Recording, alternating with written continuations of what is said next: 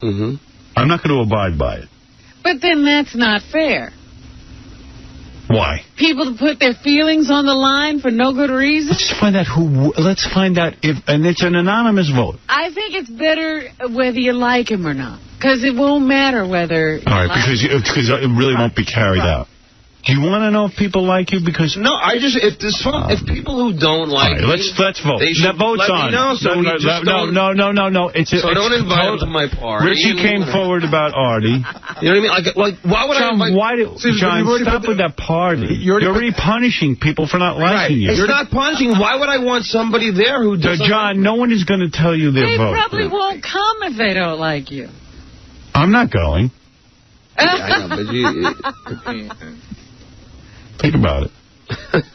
I don't know why you equate a party with liking people. Yeah. No, I'm saying... It's a party. No, I'm saying I wouldn't invite somebody. All right. Stop with your party. But can I ask one question? Do you think that because Fred has never come to one of your parties, do you think that he likes you less than others? All right. I am going to now have a vote. Maybe. Please stop this, and we're going to have the vote. I am telling everyone who votes. John obviously can't vote. I am telling everyone who votes. I will not ask for you who I will never reveal. It's completely anonymous. Completely anonymous. You do not even have to step forward. John needs to know. But if it's anonymous, then what? Then it's. I'm inviting everyone. I'll tell you this. I'm voting that I like it. You can't do that. I could choose to tell what my vote is. I'm telling you, then it becomes... I could still write no. 21 people here. I could still write no. I choose to write that I like you. But there are people... I want to find out if people don't really like you. So the question is, do you like the only thing I'll say in my defense is... Why are you defending yourself? Well, I do go on the air and, whatever. And reveal certain things about people that might, John, rub them the wrong way. Gary, but vote. It's good for the show, and I hope Gary, the audience likes it. I'm keeping you on the show. This has nothing to do with your job. If you write yes, you like John. If you write no, that means you don't like John. Here is my vote. If you want to open it, John, go ahead. I don't care. Oh, my goodness. All right, go ahead. I need more votes. All right. Same exact group. Now, this is, do you want him on the show or do you like him? Do you like him? Here's my vote. That's great. Do you think Artie almost lost his job? Oh, don't you open it. You bastard.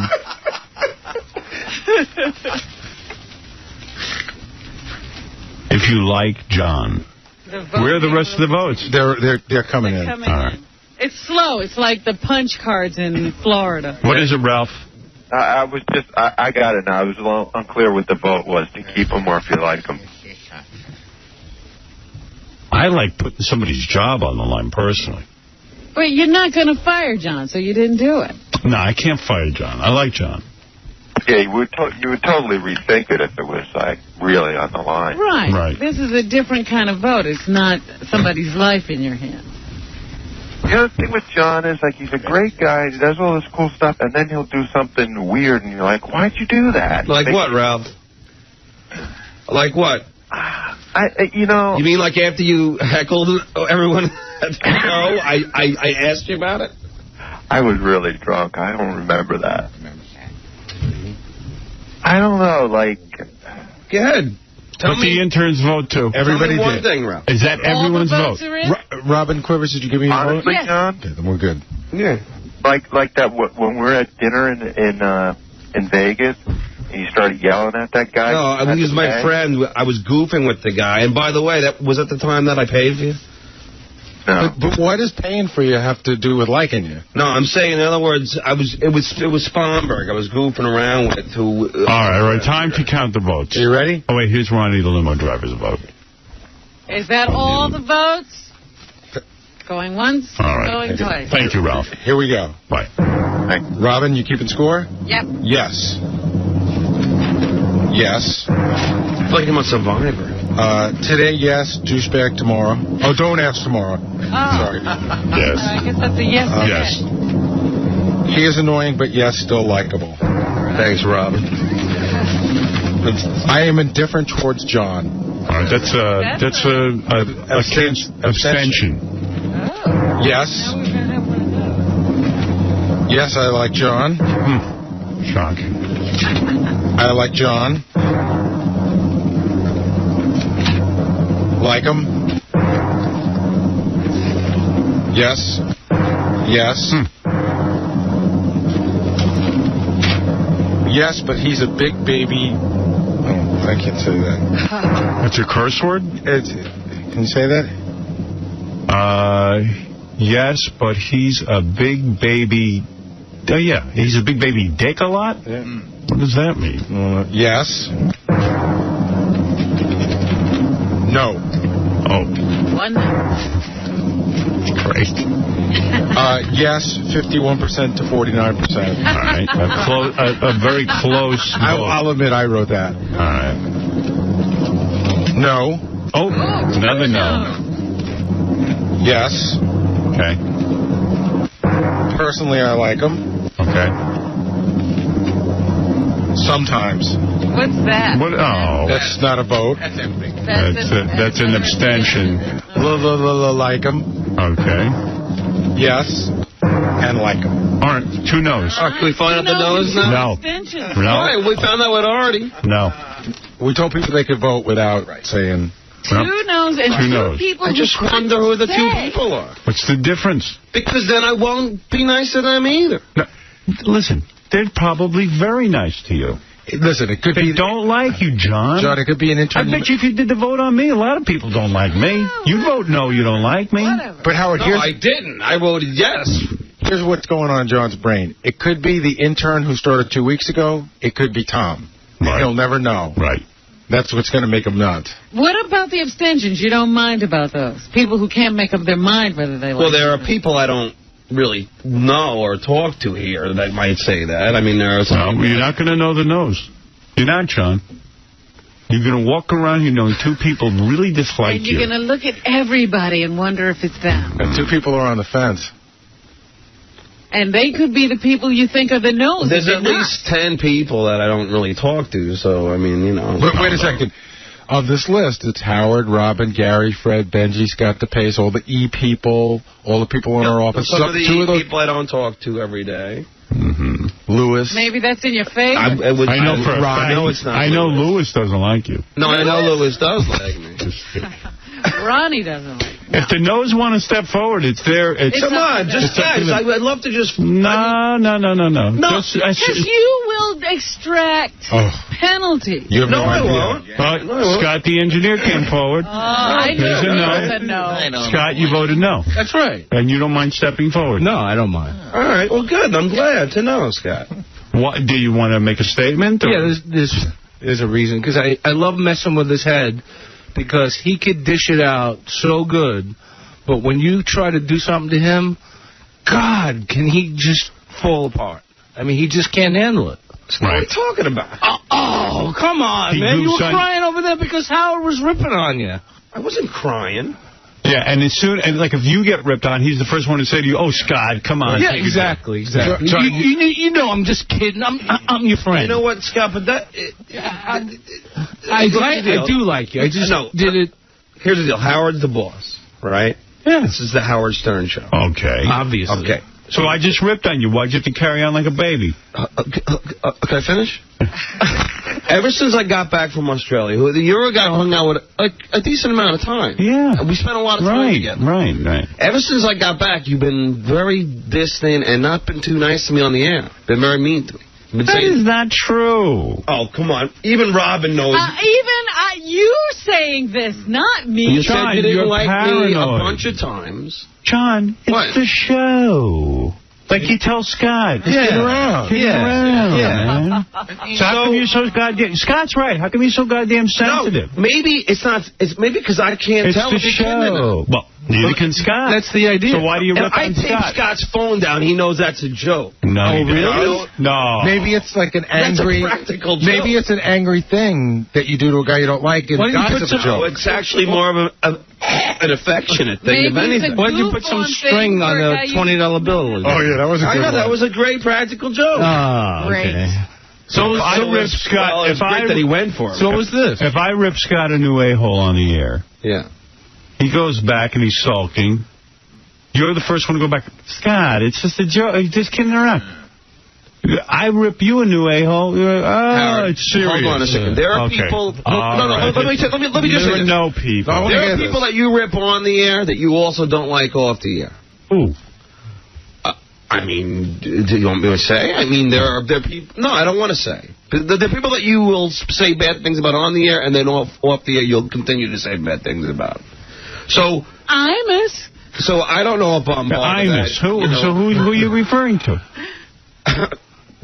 Do you want me to say? Yeah, I don't care. Sometimes with Tom, you'll go off the air about him. I like Tom off the air. But you'll also go off on... Yeah, but I think he'll be mad at him. I don't know that... Specific thing. Yeah. Who else wrote no? They haven't come forward. Yeah, come on, this is the other one. I mean, be a man. Or a woman. Or a woman. So this is bad. The closed vote's not going to work. This person's not comfortable coming forward. Listen, if I didn't like somebody, I would tell them right to their face.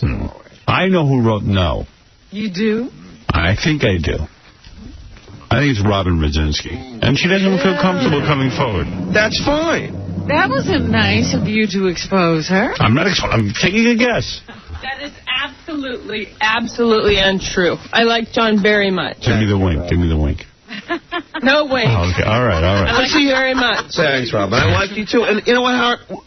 I just don't know. If a person doesn't like somebody, why be afraid to say it? Robin, wait. Robin, come back here a second. Are you afraid to vote no? I'm not saying that you would, but are you afraid in this environment? No. I would have put it in, particularly. Why would you be afraid? Because it's anonymous. Well, because it gets into this. Because now you get called forward. No one. Scott volunteered to come forward, but the other no will never come forward, and I respect that. And the other two that are indifferent, I'm curious about too. Right. That couldn't even decide. All right, let's vote on firing someone else. I like that. How about Benji? Oh. Gone. Be back right after these words. Here's Gary Garver with Magic Johnson. Hey, Magic, how you doing, man? How you doing? Who's your biggest influence? As far as what? Your life. My life? My father. Do you think that too much is being made of that little Cuban kid? Well, it just depends on how you look at it. What would you do to that little prick? What would I do with what? That little prick. You know better than that. See there? You ever go to these shows tripping, Magic? This is the Howard Stern Show. Can I help you? What's your name, scumbag? My name is Robert. Do you like that name? Yes, I do. That name sounds like royalty. Are you royalty? Okay, what's this called out? Do you suck The Howard Stern Show. Yeah. By the way, watch the E! Show tonight. Now back at 11 p.m. Part 2 with the woman who claims she has the world's most perfect real breasts. Watch as she gets them checked on every... Just watch. Thank you. It's the funniest show. It really is. Right, Eric? This is the funniest one. Guess he hung up. What's up? What's up? How you doing today? That was a great E! Show last night. That's my point. I wanted to ask you something, though. You guys really couldn't tell? Because I know you probably felt many a breasts in your day. Dude, are you stupid? Or are you just pretending to be stupid? Why? What do you think? Of course we could tell. We just want to squeeze her boobs. Okay. That was the joke of the whole show. But those things look really big. All right, I got to get out of here. Could you really tell? Is that why we were doing that? We just wanted to keep... It was amazing that this girl cared And she cared so much she let anyone on the floor squeeze her boobs. She didn't even know if they were affiliated with the show. She didn't care. Maybe at the beginning of the show I should explain what the humor is in the show. Should be like a class. Yeah.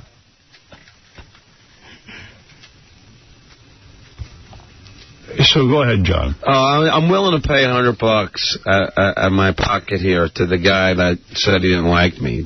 Or he's back there obsessing that someone voted no and won't come forward. He's willing to pay $100 for that person. I have. All right, it was me. Give me my 100. Was it you? Yeah, it was me. I'm sorry. No, it was me. Can I have my 100? No, please. I mean, whoever really was. Can I change my vote to no? I didn't know there was 100 I didn't know there was money in no. All right, so you're saying you'll give $100. I got $100 cash right now. Just so, I mean, listen, the person could come say who was, and I'll pay him. Does that person now feel like coming forward? Come on, Alicia. If you don't like me, you might as well tell me. The offer's out there, John. All right, John, thank you. No one is stepping forward. Person is not comfortable. But this is killing you. Because I got to hang out with this person and probably... So what? They don't like you. Yeah. Scott doesn't like you. You'll get over it. Scott likes me. No, he doesn't. Scott the engineer? He wrote no. Yeah, but he's goofing around. Okay. I'm telling you he was. All right. I guess the person is not stepping forward. Right. Thank you. You see, I got cash now. All right. Bye. I don't think he's got a money clip. It was Father's Day. All right. Get out. Get out and do your job.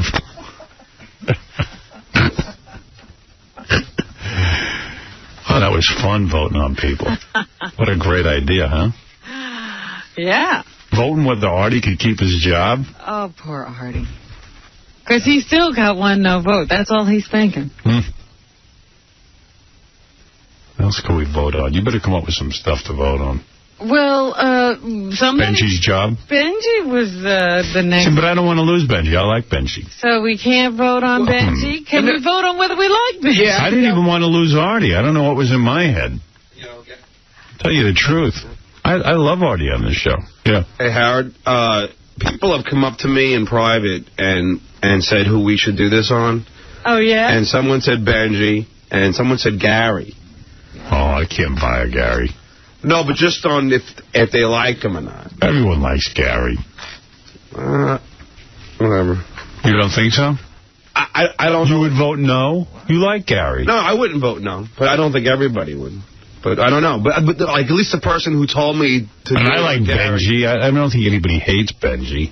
I don't know. Yeah, I think people... I would be interested. I think the question more is, would you... like, ever become friends with Benji?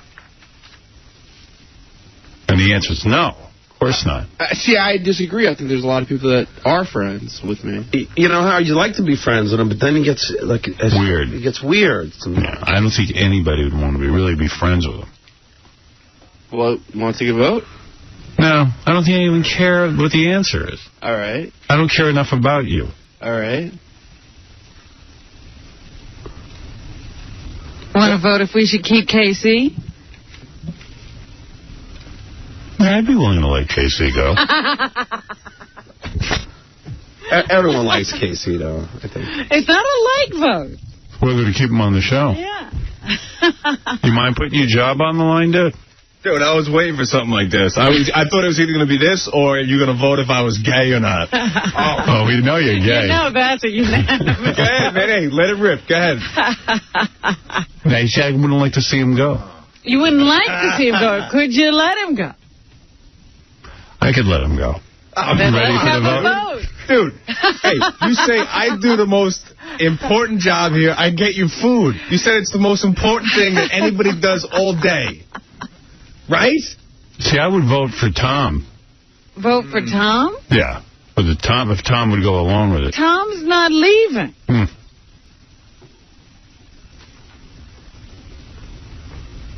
And you can't fire him. See, the beauty of this is you could actually fire Casey.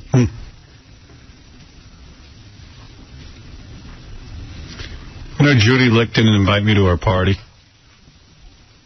Judy Licht didn't invite you? Her daughter wrote a book, and she didn't invite me to the party. Her daughter wrote a book. That's right. And you're friends with her? I see her once in a while. I don't think most people know who Judy Licht is. Oh. All right, I have a question for you. All right. All right. And really, Beth should tell this story. But you tell me what you think. All right. All right. She presented me with this. This is a moral problem. What would you do? A dilemma. Okay. So Beth donated money to something. Okay. Okay. Part of the donation was you were in a raffle. She won the raffle. Mm-hmm. She won a gift certificate to Victoria's Secret, where she regularly buys underwear and bras. She's been buying them for years. She likes their stuff. Good. So she was very thrilled Right. to get it. And I forget what the amount of money. Let's say the amount of money was a $150 gift certificate or something. I don't know. I'm just not a large amount of money. So also, part of the winning was a nightshirt and something else. Okay? Mm-hmm. So the nightshirt and everything didn't fit, and she said to herself, okay, I'll go to Victoria's Secret, go shopping, and maybe I'll exchange the nightshirt for a store credit, because it doesn't fit. So she goes to Victoria's Secret, she exchanges the nightshirt, and they say, yeah, we'll put it on. So now she has, like, I don't know, $300 or something credit. Okay. She buys a bunch of bras, panties, God knows what. Panties. She buys panties. Bra. Thank you. Thank you. Thank you. Okay? You with me so far? Everyone following this? Right. All right. She buys a bunch of stuff, and they charge her. The bill comes to like $75. Okay. So she says, oh, great. Can I charge it on this, and then can I have a certificate back for the amount of money in the balance? Okay. So now she has a $75 gift certificate, plus she bought her bras and panties. She goes back to the store again to buy some more stuff, to use up the rest. And she actually buys a lot of stuff. She's always buying there anyway. Yeah. God knows why she needs so many bras and panties and stuff, but she Where does. is she losing them? Well, she bought some, like, pajamas, like pajama pants, and she bought them in 3 different colors, so they could either be pants or pajamas. Very sexy stuff. So, when she was done, it was more than $75, obviously. They took her gift certificate, and she said, charge it to me. If there's anything over, I'll pay. They said, oh, no problem. You have $300 here. It covers it. Oh, where did the $300 come from? It means the first time she went there, they forgot to deduct the $75. So she said to me, now they gave me back another gift certificate for like $100-something. Boy, she just keeps making money. Yeah, right. And she said to me, what would you do? Would you use the gift certificate they gave you, or out of good conscience, because you know they screwed up, would you not use the gift certificate? I would not use the gift certificate. That's what I said. Fred? Absolutely. Not use it. Not use it. Correct at the moment of purchase, too, if you can. Yeah. Well, she didn't realize it. No, you... She had no idea. She, like, completely fogged up. So that it's not just, like, sitting on the books, too.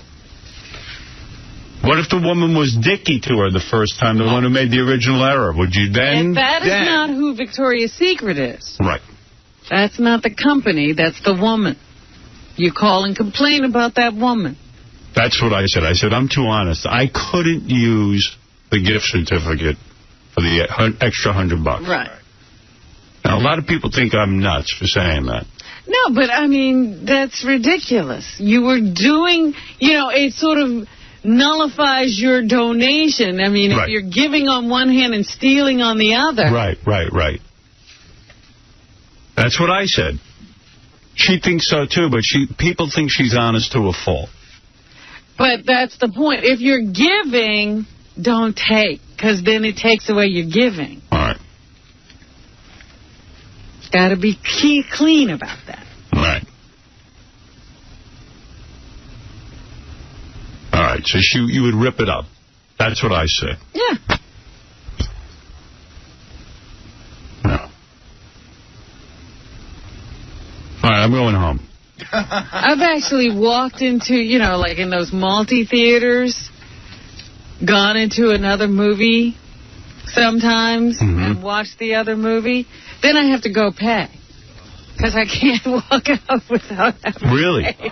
You're that honest? Yeah. Mike, you're on the air. Yo, Howard, not for nothing, but Victoria's Secret makes plenty of money, dude. You know what I mean? Why not just spend, what's $100 to them? That's not Well, you see, that's at the point. Either you're an honest person or you're not. Yeah, well, you know what? Being married to a hook-nosed Jew bastard like yourself, I go out here we and spend as much money Here as I we can. go. Here we go. I love you, dude. I swear to God. Who's this, Sean the White Rapper or one of those type of guys? I don't know this guy's name. Oh, okay.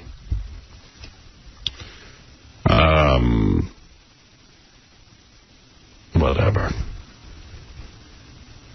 No, I couldn't do it either. Yeah, it's just not worth it. Yes, Sal. You got to look at yourself in the mirror. Sal. Yeah. Howard, what's up? What's up? Hey, I would definitely use the gift certificate because people that don't have a lot of money need to take advantage of situations where money's given to them for free. So you're saying the store be damned. In other words, hey, I could use the money, screw it. That's the same logic as people who scam insurance companies. Yeah, see, I don't like that logic. In fact, but you see, I'm honest to a fault. And I'll tell you what I mean by that. When I was working, before I even had a job, I was just out of college. And I didn't have any money, zero money. Mm-hmm. I was walking through a parking lot of a movie theater. And on the ground was a $20 bill. And I wouldn't pick it up because I felt the guy might come back for it. And even my mother, who's really honest, said to me, that's stupid. That was dumb. They don't even know that money's gone. Yeah, I wouldn't pick it up. That's neurotically honest, right? Well, I don't know what that is. I don't know. That has nothing to do with honesty. That's a $20 bill lying on the ground. I know, and I felt like it was right by somebody's car, and they would come back, and they would want their $20, and they realized it dropped out of their pocket.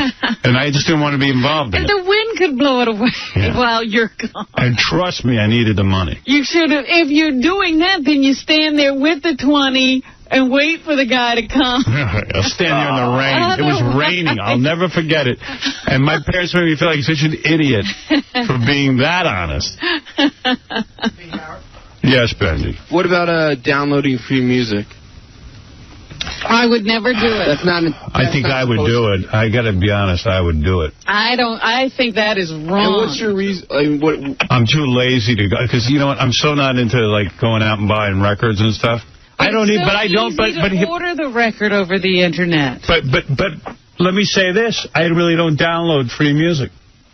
Right. No, I don't. Right. So maybe I shouldn't even say I would. You have watched a Bogarted movie. No, I haven't. Can I say something? Danny sent you one. He did? Of what? Yeah, he downloaded some movie, and you said, I want to see it. Yeah, meanwhile, he sent it to me. It was so bad, I couldn't even watch it. I tried to watch a downloaded movie. I couldn't even. I mean, I've got to listen to these people are watching downloaded movies. They're insane. Hey, Howard, I think in this world full of outrageous expenses, I think that if you can get something for free without repercussions, you go right ahead. All right, thank you, That's all sir. I got to say. Thank you. Got it. All right. What's this note? The person who would vote no on Gary would be willing to confront him on it.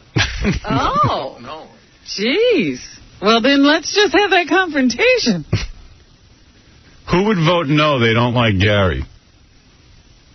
That's terrible. They so don't like him. So great. They're upset that there's no vote. If they want to come on the air, it's fine with me. It's got to be Scott again. If we voted whether or not you like Gary, there's evidently somebody who would vote, no, I don't like Gary, and they want to come in and tell you who it is. And you know what? Here's the deal, too. Unlike John, I wouldn't be bummed out by it. Oh, it's Lewis. That's cool. Wow. But I wouldn't be bummed out by it. Did you ever imagine Lewis doesn't like you? No, not a clue. Wow. I'm shocked at who walked in. I am, too. Lewis, how come you don't like Gary? Gee, I'm shocked. This is great. Wow. Lewis, our board op. This is making me cough. Are you upset at all, Gary? I'm a little weirded out. I was expecting... Want to take a vote? Go ahead. I'll be devastated for a moment. Well, my love, Pickle, let me tell you something. No vote. Survive. No, you won't. I will survive. You can't survive. You. I will. I know you better than you do. Trust me. You are so sensitive for me. Yes. Which is very sweet. Yeah. You don't need a vote. No voting on Robin. You know there would be votes, huh? Fred already gave me his vote.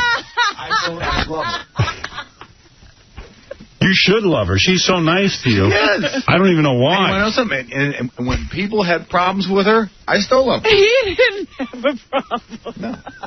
There's things I would hear, like people saying, I'm going like, you know, that's a little rude. I wouldn't even have enough time to list Robin's contributions to the show. I thought that was such a crazy call. I know, that's so silly. Well, hey, Benji hurt me a few weeks ago when he said he didn't like it. That's what I mean. I got over it. That's what I mean. I got over it, and I certainly would not dislike Benji. Well, it's enough of that. Because of that. And there's not going to be any vote on you. Oh, come on. Let's do it. Vote on me, I'll do any time. And by the way, if anybody here likes me, I'd be very upset. Do you think there's people that work in this... What?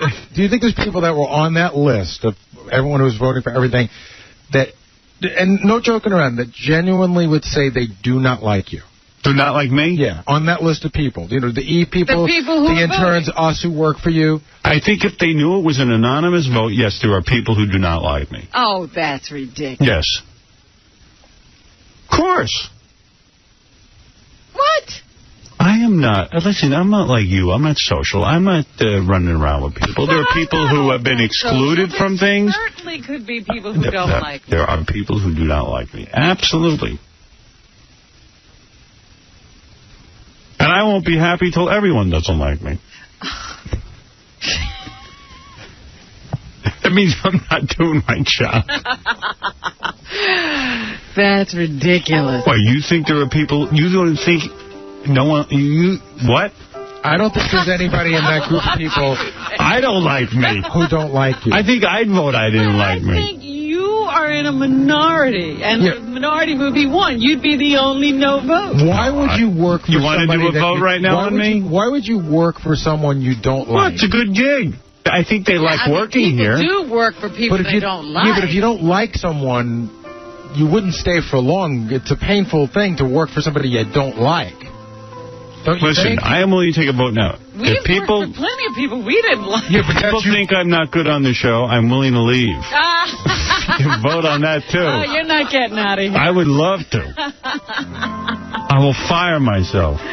No, I would take a vote on me, whether people like me. And I don't think you're going to get anybody who doesn't like you. I think I would absolutely. Take the vote, but I doubt if there'll be a no. And you know what? No one's going to step. I think Benji would say no. Anybody who votes no is not going to step forward. It's hard because I have the job here, and I so... Well, what if I... Wait, say no more. Okay. Take the vote. Wait a minute. You know what? I know Get over before, in the previous configuration of this show, there would have been a no vote, but I doubt if he'd have had the guts to vote no. Well, here's Artie. Artie, what are you doing here? Artie, you almost lost your job. One vote. Artie came back because of that. He ran back from L.A. Artie ran back from L.A. He heard Richard. Have you been listening to this? Have you been listening? I got off a red-eye flight, okay? Yeah. I get in the car, and the driver says to me, he goes, oh, man. He goes, you got to go back to L.A. I said, what are you talking about? He goes, you're going to lose your job. And I said, what are you talking about? And he explained to me what was going on, and I heard like, the tally. I didn't hear the conversation leading up to it. I heard the vote. And I was going to get rid of you if people didn't want you. I say we go, you know, this is, first of all, so I drove in instead of take the ferry in because I wanted to hear it. You want to get on the voting? Yeah. This is the greatest thing ever. I think I'm willing to put my job on the line again. You should let the audience vote. Oh, no, you don't want to do that. You don't want to do that. I mean, they don't know. They don't know. They don't know. Because you're no lobster. No, I was reasonably comfortable that you would win the vote. That's why he did it. Every time I go out to L.A., I turn down a job playing the fat neighbor on a sitcom. I thought I was going to have to go right back. Did you get offered a job out there? I mean, no. No. But it was just meetings. What were you doing in L.A.?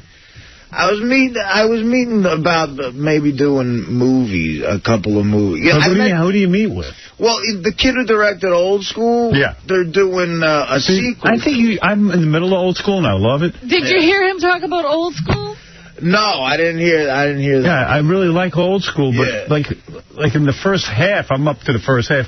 You're like in one little scene, you would have been perfect for one of the roles. Well, no, I'm barely in it, but there's like a few more scenes. But they're doing a sequel. Oh, okay. So the kid, Todd Phillips, real nice kid, he wanted to meet me. So, you know, it's worth it just to meet him to see if you could get a job. Yeah. And there's other meetings like that. You got to kind of stay in people's face. Artie actually does a pretty funny rap about how before he was on the show, he was in 3 movies. You know, one of them with major movie stars with Renee Zellweger and everything. And now he's on the greatest show in the world, and he's not in a movie, and he doesn't know why. Yeah, I guess Richie's running Hollywood. So, anyone want to... He's never made me laugh once. Anybody want to take a vote on me? Well, did Artie heard that Richie was the one who voted for him? Yeah. Richie wanted you off the show. In 1 year, you never made me laugh. 2 years. 2 years. Correct. You never made me laugh. Not once. What is it, John? I don't like your fire. You know what? People just came up to me and said there's somebody. There's an intern here who doesn't like Gary who like just said it to the e-cameras. But that's fine. Let's hear that person. That's if you're interested in it. Yeah, I'm not. It's fine. It's either. Well, I don't even know who it is, Gary. Just someone told me. They just said it. Don't start guessing again. You were so wrong the last time. Boy, when Lewis walked in and said he didn't like Gary, that was a great moment. I'll tell you what. You know the thing about. First of all, I have to say I completely disagree. Gary's probably. Well, you have a different relationship. I mean, I guess so. But you're one of his. All right, here's one of our interns who does not like Gary. He probably doesn't like me just in advance because I haven't remembered everyone's name yet. That would probably be is that the problem? That would be one of the reasons. He doesn't know any of our names, any of the guys' names. He knows all the girls' names. So that's interesting. Well, the girl that sits next to me every day, who's here 5 days a week, it doesn't switch shifts. But he knows all the other girls' names, too, and he'll single us out and be like, well, whatever your name is, and he completely brushes us off, and he's the only one that really makes us feel like we are at the bottom of the ladder that we are, you know? Right. And what is your name, by the way? I'm Danny. Okay, Danny. Yeah. Nobody else knows your name either. No, anyway. All right. It takes us, by the time you leave, we'll know your name. Yeah, it is hard. Yeah. You know what it is? There's so many interns. In his defense, there's so many interns coming in and out of here all the time that by the time you get attached to one of them, they're gone. See, nobody works a regular shift except for one. Right. And the other you do admit you know all the girls' names. The reason I know the other girl's name is because her brother interned for us. The reason you know all the girls. Because they're girls. Dude, stop it. There's 2 girls' names I know, and there's 1 girl's name I don't know. Okay. You will learn that soon, before you learn any boy's name. There's a blonde-haired girl that works here that's sort of cute, but I don't know her name.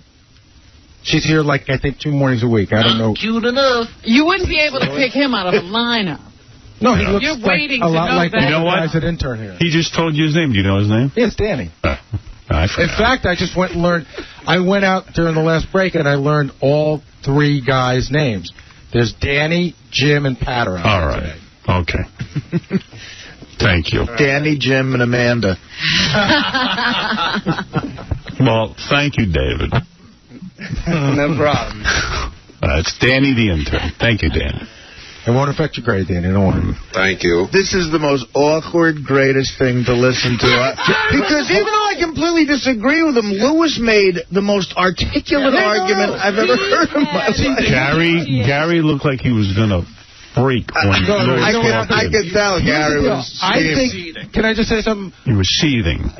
One of the reasons why I'm reeling it in now, and I'm not as mad at Lewis as I was on the initial reaction, is because I really believe... All right, we heard that already. All right, I have to take a break.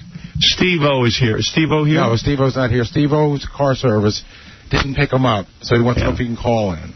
Oh. Tell him to come tomorrow. We don't have room for him. What did you want to call him? Does he have to promote something specific? I don't know. I'll find out. Can he staple his sack to the phone? Yeah, you know what? Have him call in for, after the commercial. I'll talk to him for 5 minutes. That's fine. In fact, he's doing me a favor. I don't want to see him anyway. Oh, come on. I'm just kidding. I love the guy. Steve-O's great. Feelings too. I'm disappointed. That's one of the reasons I'm...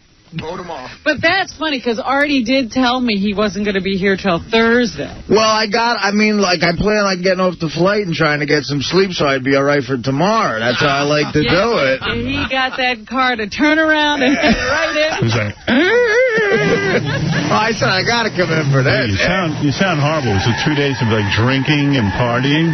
Well, I mean, in L.A., in L.A., like Vegas, L.A. What is there some... In L.A., I'm focusing on work. Tempe, Arizona. Yankee game. I went to... I had a few drinks over the... You missed the Hulk screening, dude. I know. I was dying. I loved it. I loved the Hulk. Did you really? Yeah. Robin didn't like it. I loved it. I'm dying to see it. I'm one of these guys who thinks the commercials look great. I want to see it. I loved it. Well, it'll be interesting to hear your opinion. It was a little draggy in spots because the guy's into the whole psychological thing with the Hulk, but it was really good. I wouldn't say it was as good as Spider-Man or X-Men or any of that, but it's definitely, I'll give it 3 stars. It's worth seeing. Yeah, absolutely, worth seeing. That's what I said. I mean, everybody will go to see it anyway. And you will see... here's my prediction about you. You will see it again. I will not. You said that about Matrix 2. No, I never said that. No. I did sneak in to see Matrix 2. You will see it again. But there's no reason for me to go look at that again. And no voting on you. Come on, let's vote. No. Who doesn't? Well, I was upset I didn't get in on... After, my turn left... Right, you still didn't get a vote. I didn't get in to vote on anybody. No. How do you feel about John? Just tell us who you don't like. Oh, I like John. Come on. All right, we're going to take a break. No vote on me, or would that be a waste of time? I think it's a waste of time. I want to see if it would be unanimously yes. I don't think it would. All right, let's do it. Here's the point, though. Even if there's a no, there's no is going to step forward. Why? I would never even hold it against him. He's hoping. That's the person he wants to talk to because he's getting it right. So why don't we just do it this way? Yeah, I would reward that person. Why don't we do it a lot simpler? Everybody voted twice today. If there's anyone in that group that doesn't like Howard, they're not going to step forward. No, that's a confrontational. I don't want them to. Let's see if there is a no out there. All right. All right? So take a vote during the commercial? Get all the votes together. Everybody don't take my vote because mine's a no vote. I don't like me. I don't like who I am. I would have voted no on me as well. Thank you. All right, we're going to take a break. Just put it together. It'll be a quick vote. Are you serious? You think a lot of people don't like me? Oh, you? Yeah, I think there are people who don't like you. Oh. Yeah, I do. Although, I got to say, an award for image turnaround is you. Yes. You're doing much better. Yeah, I mean, we don't have any of those old people left. There were interns crying. From your previous personality. I know that, and I'm so sorry. When I hated you, I wanted to like you. So, you got that going for you right off the bat. People want to like you. Yes, that's true. I'll tell you, I was going to give Richie my Yankee tickets next week. All right, we're going to take a break. We'll be back. All right, real quick, I want to hear the results of my vote, whether people like me who work on the show. Are all the votes in? They're all in. Give it to me quick. Yes. All right. Yes. Nice. Yes. Okay. Yes. There'll be a no. Yes. Shocked. Yes. Go ahead. Yes, and yes to Robin, too. Yes. Well, she wasn't included. Yes. Yeah. Yes. No voting on Robin. Yes. Yeah. Yes. Go ahead. Yes. Yes. Yes. Yes. Yes, but Howard doesn't speak to interns. I don't on purpose. I'll tell you why. I like him. Thank you. Like him. Good. Like him. I told you it'd be shocked. unanimous. I am shocked. You're well, thank crazy. you. You're the only one who doesn't like you. I would like to thank the... I mean, I just can't imagine someone would like me.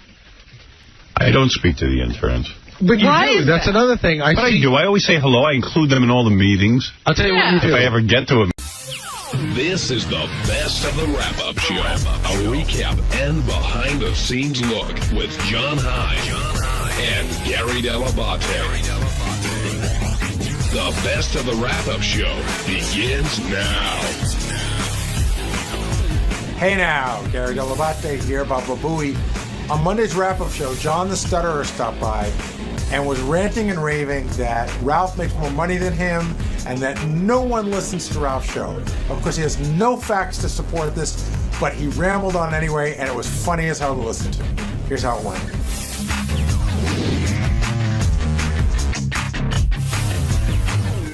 Kevin was a big part of today's show with Maria. Another big part of today's show was John the Stutterer, who came by. And hi.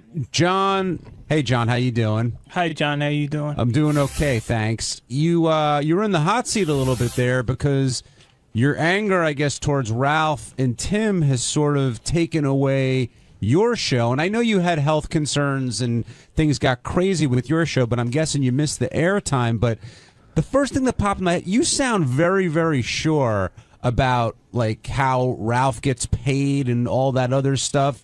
Where did you come up with that? And do you feel like you sort of got that off your chest today and did some good there? Well, I'm glad that I got it off my chest, obviously, John. Yeah, I have been a fan of the show now for many years. And Ralph, as we all know, is Howard's longtime boyfriend and number one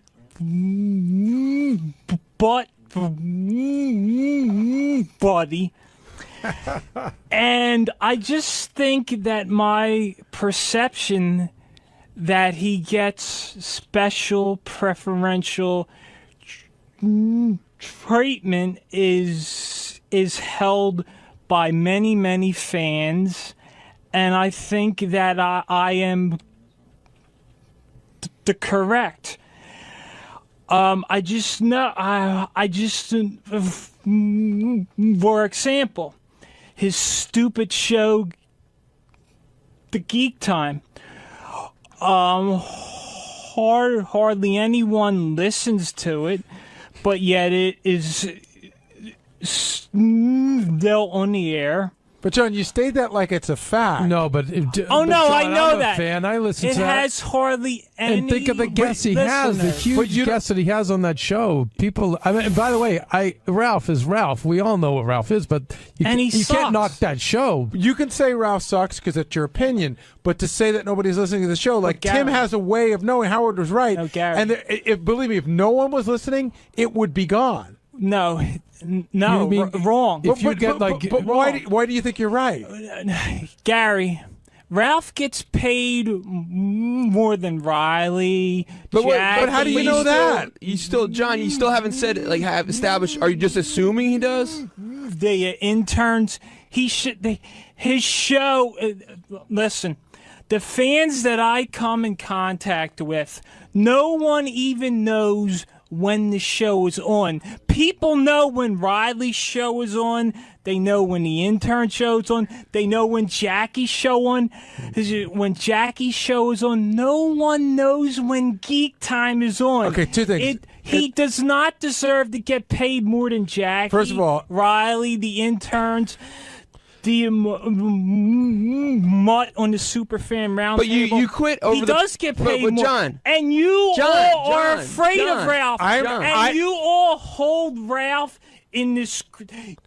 You all hold Ralph in great hold on a second. reverence. I'm going to get that. And you all hold his opinion dear. May I say something? No one cares about his opinion. He's an ugly 47. He's a 47-year-old, no talent, berry face, big nose, lisping, snaggle-toothed, no talent, low life scumbag. Okay. He's all right, John, give me a chance to talk. 47. John, I got it. 47-year-old prick. And call in, Ralph, because no one cares what you say. And 99% of the fans agree. And Geek Time sucks. Well, no one listens to Geek Time. All right, hold on. Let me just say one thing. And I say, hold on. Wait. Stop. Who do boycott? John, let Gary talk. You'll get your chance. Go ahead. You've heard the fights that Ralph and I have had. Right. They're legendary. Right. So clearly, I am not afraid of Ralph. Other people have fought with him. I don't think anybody's afraid of Ralph. And I don't know that he's held in high esteem. He is. We do find him interesting. I like when he calls a wrap-up show, but that's an opinion, not a fact. And your poll of who knows when the fans, hold on, and you ask them about but it's a very unscientific poll. No, it's not. The people in your little world, like in other words, have you traveled to California? You don't know that everyone. You just know the people that you hang out with don't like Ralph's show. So it's unfair to say you know it for a fact. And I'm telling you, Tim is coming down right now to tell you that Ralph does not get preferential treatment or any more money than anyone else. Now, John, I think he does. John, you got to let. I know what you think, but you don't know it. Let Tim talk, and then you can say what you want. 'Cause you said some not so nice things about Tim either today. I'm shocked. I thought John and I were very close. It really blew me away. I guess we're not vacationing together now. What did you call him today, John? No. Well, I called him fat, and I referred to him the way that the great Riley Martin does, as a cheap motherfucker. Left out the Jew part. I mean, no, I love the Jews, but I do too. Yeah, but no, I just feel that if I were to do Straight Talk again, that I should be paid equal to what that no talent, ugly old 47-year-old, big nose, berry face. I'm going to interrupt you. I talk over you. How do you know? How do you know that you're not? How do you know that you're not paid? Because there's no way that Ralph is only getting paid $150 a show. He's getting paid more than Riley. He's getting paid more than Mutt. He's getting paid more than Jackie. Tim, do you want to address this? I don't comment on anybody's salaries or what they make. But I know he's getting. But you don't know. You're guessing. You feel it, but you don't know it. We treat everybody here as fairly as humanly possible, and there's not a lot of money here. Me. No. There's not a lot of money. You have a great opportunity. I know that this man here agrees with me. John, I know he does, but everyone's afraid of Ralph. Nobody's afraid of Ralph. That ugly 47-year-old prick. You saying Doug Goodstein is afraid? He goes to clubs. He's a 47-year-old club kid. But if he goes He's to a clubs, prick. he goes to clubs and he picks up chicks. Does that make you jealous? Is that part of it, No. or do you not care? Why are you? See, everyone here He's afraid.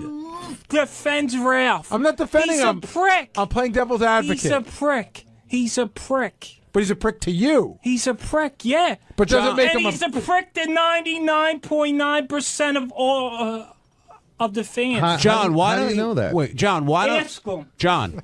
Get it. John, Ask him John, right now. I'm asking you a question. Why don't you think Ralph is calling in to engage? I mean, do you think he doesn't really care about what you think, or do you think he may be afraid of you in some way? Well, no, he's not afraid. He doesn't care, but I know why.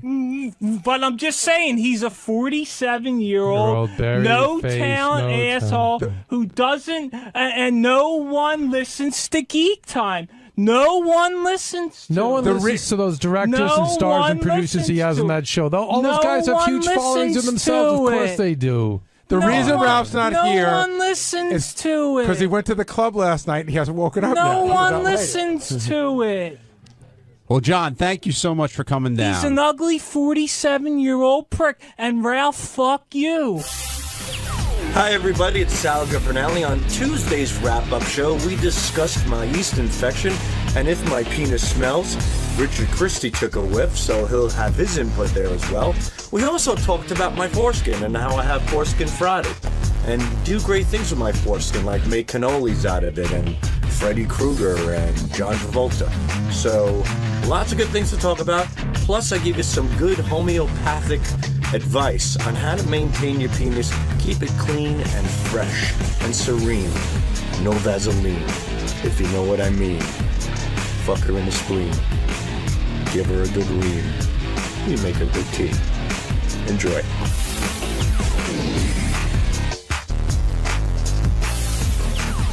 Richard, before Sal comes in here, I want to ask you, you said that you can smell... Like, you could smell the yeast that grows on him. And let me make it clear, because he's kind of freaked out by this. His cock doesn't always stink. This was like one time a year or two ago. I want to make it clear, Sal normally has a clean cock. On this one day, I happened to get a whiff. It was like his cock drank coffee, forgot to brush its teeth. Exactly, yes. See, Gary, it sounds like Richard's backpedaling a little bit here from what he said on the air. You could tell Sal was genuine. He's like, no, but like you could tell Sal was sort of offended by that. And at first, Richard was like, no, it does. It really does. And then by the end, you were disclaiming like you just did. So, and I literally just told Sal, we were both in the restroom, and I said, everybody's cock stinks once in a while. You know, it's not the end of the world. It's embarrassing to hear on the air for the first time that once in a while my cock stinks in the bathroom. I'm very, very clean. As you know, today he sniffed my penis on the air and it was fine. But it happens. It does happen. It's inevitable, especially after a bike ride or a jog or something, or if you don't shower. Why would you ride a bike and then go pee with Richard? You wouldn't, but I'm saying just cock smell in general is inevitable in certain cases, but I think he would have told me, like, dude, you cock stink. I did. That's not an easy thing to tell somebody. I did. He's saying he did. I did. Now, today. No, I said when it happened. We were in the you said bathroom my together. pee stunk. Sometimes when I have asparagus, you said my pee stinks. No, I've talked about and sometimes your pee stinks, too, and your pee is hot, like a little steam comes off. So you're lashing out now. No, I'm not lashing. I'm just surprised that my cock... How dare you say my pee is hot? But why does what his pee smells like have to do with why your penis smells? Well, he said I've said it to him as well. I said, no, not your... When I've said there was a smell in the bathroom, I never implied his penis. We've talked about your cock cheese before and about how it smells. Yes, personally, but I've smelled it. I mentioned it to you. And I'm not offended, but I'm like kind of hurt that because I'm so clean, I don't want to be in a position where my cock's going to stink spontaneously at any moment because I stay on top of it. Apparently you don't if you've got yeast growing out of it. Well, I've had yeast in the past, and yeast is inevitable when you're uncircumcised. Even the cleanest women in the world suffer from yeast infections. Well, Fred was saying he doesn't get yeast. Right. He doesn't have that problem. Everybody's different. You put 10 women in a room, 3 might have yeast infection, 7 might not. I think clean women might get it. Yeah, clean women might get a yeast infection because maybe they weren't keeping up. It's a possibility. When I spoke to my doctor, yeah. You're right, Gary. When I spoke to my doctor, he says, because you're uncircumcised, the moisture is inevitable. No matter how much you pat it, clean it, dry it, it's there. So you are more prone to yeast infections, which in the male case, they call it balanitis. And that's what I've had from time to time. Now, don't you try to cure the moisture by putting toilet paper in your pouch? I was putting toilet paper in there. You were wrapping it up, right? Yeah, it looked like a little white flag. Yeah, like we'd go to pee. Like a surrender flag at the... So the doctor told you that everyone who's uncircumcised has this issue? Not everyone. It's more common with... Yeah, the people that don't wash have it. I wash, Gary. I wash like Richard sniffed my pecker today. But it's funny. We'll go to pee sometimes, and he'll pull his cock out, and then paper just starts flying out everywhere like it's how clean it's Rip Taylor or something. I got to tell you, I've seen your penis way more times than I would want to say that I have. And there was something about it today that looked weirder and different. Really? When you started pulling on it, I guess I just haven't been that close. And I'm like, Yeah. When I always do that thing, like I make like a shiv out of it, it looks like a Batman wing. Yeah, sort of. Yeah, it's similar to that. It's like stretching bubble gum. But he also showed the head of his penis. Yeah, which and I he didn't was like. He was self-conscious. Yeah, about because that. to me, I think my pouch, my foreskin acts almost like a curtain. Like, I still have something left. It's like when a woman wears nipple tassels. The nipples are covered, but the rest of the breast she's comfortable with. I'm comfortable with my head covered. I still feel like there's a little privacy there. When you diagnose these problems, I notice you hesitate to go to the doctor. Like, you kind of save that as the last minute. What do? You go on the internet and you search for... You just go on the How did you internet. find out about balanitis? Itchy cock that smells. Google. Is this a... Wait, that's what you did? Yeah. I write itchy cock with smell. And then you Google it. That's also what he types in looking for porn movies. Yeah, I've done it. And then I received a lot of home remedies, which I like to try first. And I got Genetian Violet. I did a whole thing. It was a 2-week process.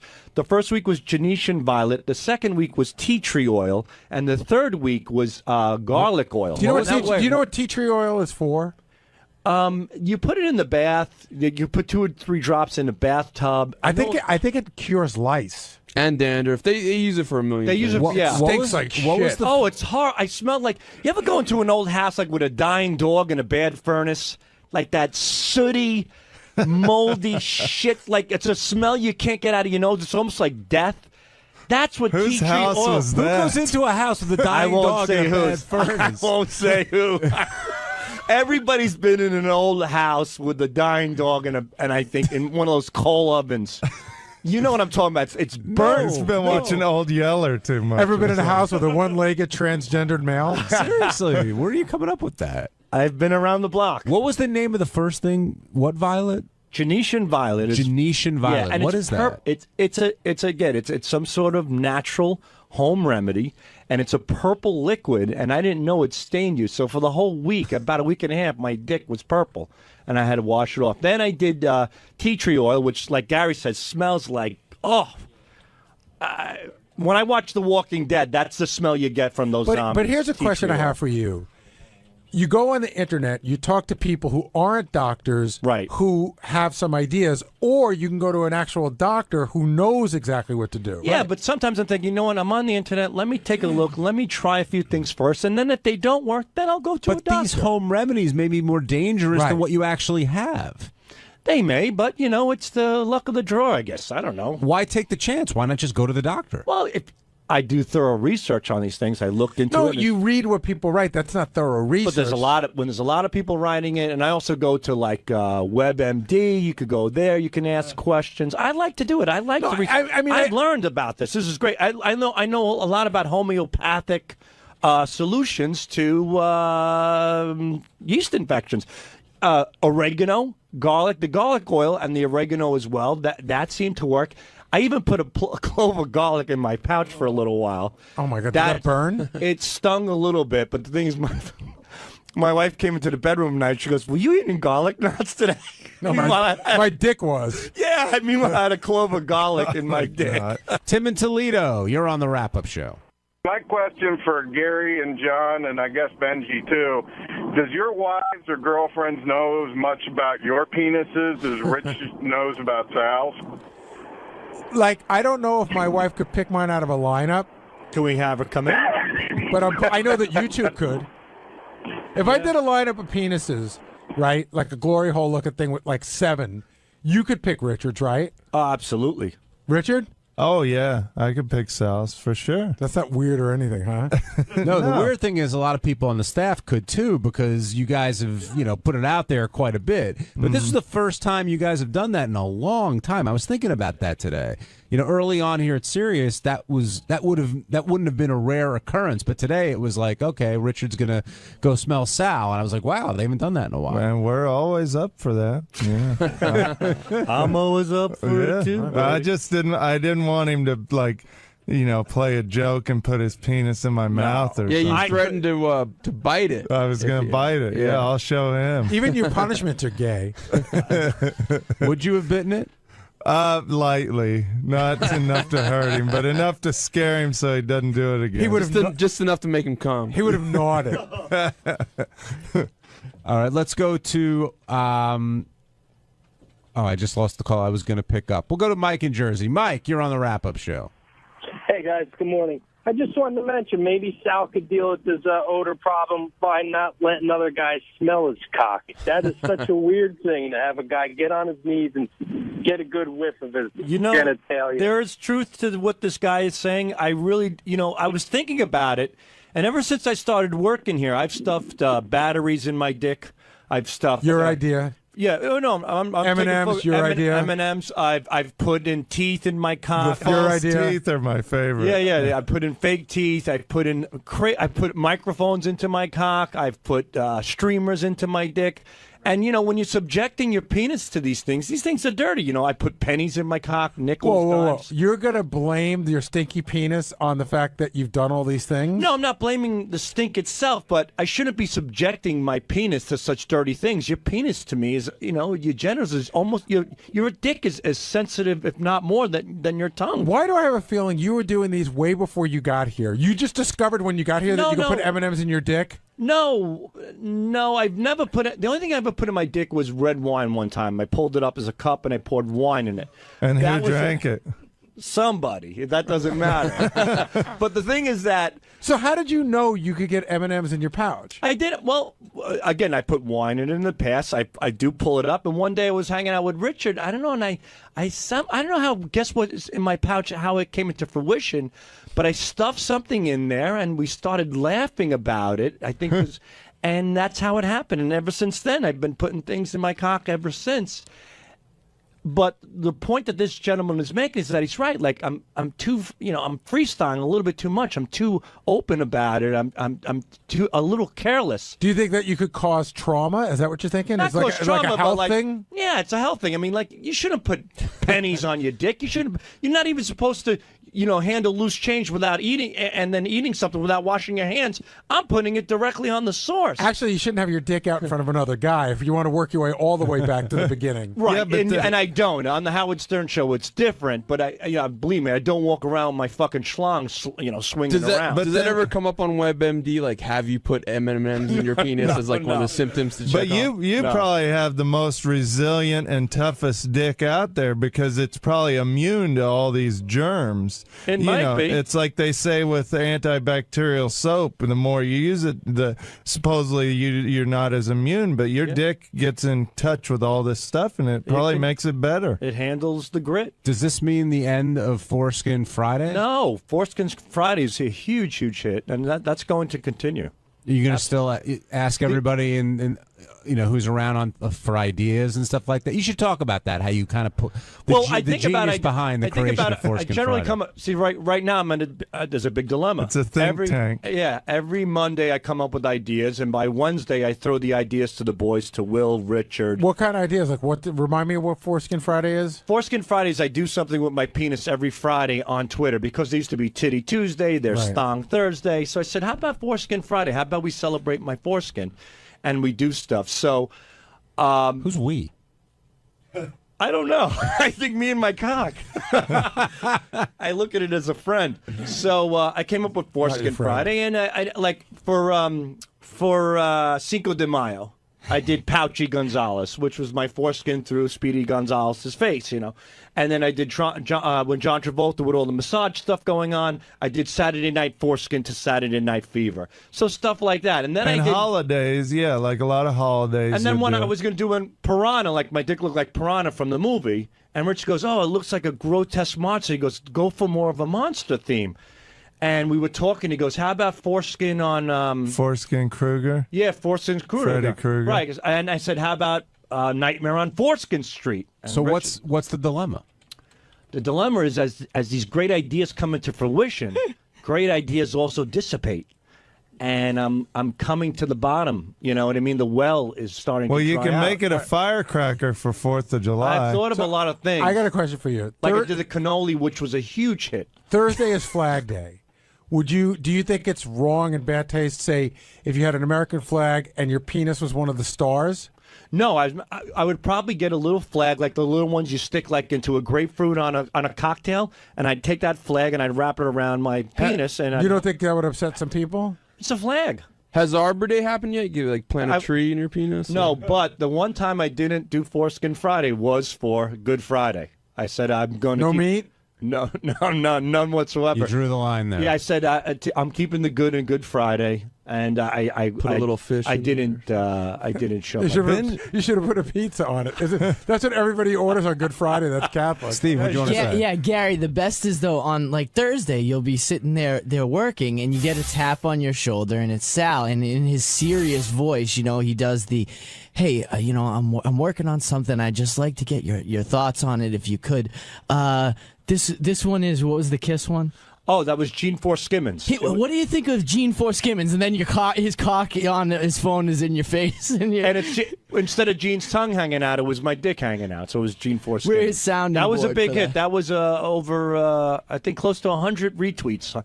I average anywhere from 45 to 150 retweets on Foreskin Friday. Do you think it's people joking around, or you think there's a lot of gay dudes retweeting it to other gay dudes? A lot of guys are joking around. A lot of people are repulsed but love it. A lot of people show it to family members and get them sick. And a lot of people are offended, and there are gay people, too. Do you think there's anything gay about Foreskin Friday? No, not at all. If you knew a gay guy was jerking off to your picture, would that bother you? No. But I don't want to see it. There are guys who now follow the. I hash marked Foreskin Friday, and I saw other foreskins. Oof! I will never do that again. So I do apologize to anybody else, but at least I'm trying to make it. What was wrong with the other foreskin? Why is yours? Wow. Why is yours interesting and the other ones are gross? It's like smelling your own shit. Yours smells fine, but Richard's might smell awful. It's just one of those things. On Wednesday's wrap-up show, we talked about the blossoming film career of Ronnie Mund and how other people have taken on film roles while still being on the show. Does it bother Howard? Is Howard supportive? Is he jealous? Which I don't think he is. And it turned into a conversation where Ronnie explained his motivation for his new role and how it's just another step in the ascent of the stardom of Ronnie Mund.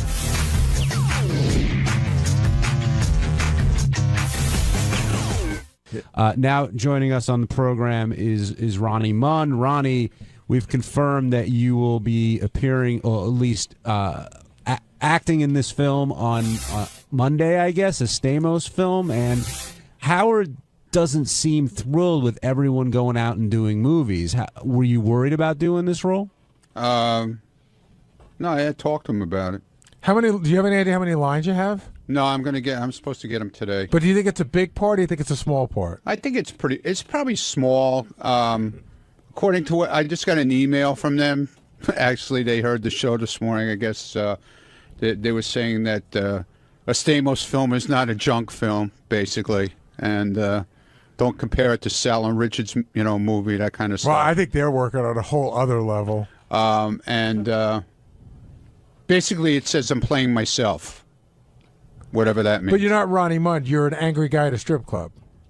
Or are you Ronnie Mund? Ronnie Mund? Like we'll say in the credits. Well, I don't know if my name is Ronnie Mund, as the part, but I'm playing myself as probably like a host or something. So how do you plan to approach like the character? Like how do you see yourself? How are you going to prepare? The usual, carrying on like a lunatic on stage. That's what I'm seeing. Is there anything special you're going to do to get ready for it? Because you doing it just going out with the guys is one thing, but being filmed, I mean, that's a different ballgame. Well, I think if I try too hard to think about it, it's not going to work for me. Would you consider getting crazy drunk? No, No, maybe a drink or two, maybe. Are you a good not actor? Crazy drunk. Do you act? What do you care? Well, I mean, what did you come in here to bust my balls? You're going to be in a movie. Oh, he's already here. You're going to be in a movie, so I figure you must have some kind of acting experience. It's supposed to be a crazy type movie. It's a comedy, asswipe, and Basically, it's supposed to be about a guy who's taking guys out to teach them how to be single, I think, or some shit like that. Almost like a hangover type thing. I bet it's nothing like Hangover type. No, thing. I just got off the phone with the producer, if I can interject. Well, and they thanks said, for interrupting. Go ahead, John Lieberman. First of all, Ronnie says he's going to memorize his lines on the toilet. Yeah. That's where I do my best thinking. That's where I write my poetry. Shit goes in, shit comes out. Yeah, right, exactly. But the producers heard what Howard said this morning and were a little disappointed because this is a multi-million-dollar movie. Ronnie's scene is one scene. Benji and Elisa are not in it. They wanted to clarify. They're not sure how that all got started. But they definitely wanted to clarify that the producers are big fans of the show. Obviously, Stamos is too. But they pushed Stamos to put Ronnie in it because they said there's no better person for this character than Ronnie. It's a guy who is a patron in the strip club, getting up and yelling things and telling girls to show their breasts and all that. So they said Ronnie was perfect for the role, but Stamos didn't want it to appear that he was trying to use the Stern show. So it was actually the producers who pushed Stamos and said, get Ronnie, he's perfect for this scene. So I would almost argue that the role was modeled after you and not the other way around, Ronnie. Like maybe they heard you on the show and said, hey, we need a guy like that. Maybe. And they're literally getting you to do it. Well, Stamos knows my routine. I've hung out with Stamos in the club. So you're just going to recreate what you did with Stamos previously, basically? I'll just recreate whatever I do whenever I go. Will you stick to the script that they give you, or will you feel like room to ad-lib a little bit? Well, I'll talk it over with them, see what they think. They said they're going to get Ronnie's input today. They want to see what he's most comfortable saying, although we all know. But Are you Are you excited for the role? Yeah, it's cool. I think it'll be cool. Do you see the potential to break out Let's Fuck Some Whores? Nah. You don't think it's right for this? Nah, I don't think so. I don't know. Maybe. You never know. What if they water it down for PG and it's Let's Bang Some Whores? No, I don't think this movie is a PG movie. I really don't. Have you been thinking about other like catchphrases you may want to throw in there, or you just again gonna go with whatever they give you? Well, whoa, stop the clock might come in there. You never know. Who knows? Good one. You know? You never know. And Gary, you said there's sort of a bigger picture thing going on with, I guess, everyone working on outside projects, and maybe this falls into that. Yeah, I just think that what Howard hears is like somebody's doing this movie, somebody's doing that movie, somebody's doing a show on the web, somebody's doing the block party, somebody's doing an eat and greet, and it all becomes one thing to him. Richard, you've done a bunch of films, actually. Howard talked about that today, and made a joke how like you wouldn't turn down any role you were offered. He was in a big film, though. He was in a legitimately big film. Yeah, the White Castle film. Well, Harold and Kumar escaped from Guantanamo Bay. It's always weird when I'm sitting at home and that pops up on HBO and I just see Richard walking by in a KKK hat. And there's another movie I was in that's been on Showtime a lot in the last month or two called Albino Farm. And, yes. You know, a lot of horror I've seen fans. that at least 100 times. Are you sort of the go-to albino kind of guy? Well, now that Edgar Winter's very sick, they get Richard. But when you hear this movie's out and Bigfoot's doing it, and I guess this is the movie Sal got his teeth done for, we found out today, and you're in it as well. Do you think twice about doing it, or are you just like, you know what, sounds cool, it's during off time for the show, so I'll give it a shot? You know what, this is, there's a huge crew on this movie. It's got a decent budget from what I've heard, and they made me a really good offer, and I'm happy to do it. So, yeah, I mean, if I had to go to, you know, like Arizona to be paid $5 for a movie, I wouldn't do it. I want to make sure it's something legitimate, and it's definitely a legitimate movie. Gary, do you blame Ronnie, Richard, Benji, if he gets that role, whatever, for taking these roles outside of the show and being in these films? No, it depends on what the roles are. You know, I think there's a big difference between being Benji from the Howard Stern Show or being the weird guy on the corner. Do you know what I mean? I guess you'd have to take it part by part and figure it out. I actually got to be in a movie that Maria Menounos' boyfriend, Kevin, directed that's going to be coming out soon, too, called Serial Buddies. How many films have you been in? I don't know. You know, my film career started with Jodie Foster's Contact. Is that true?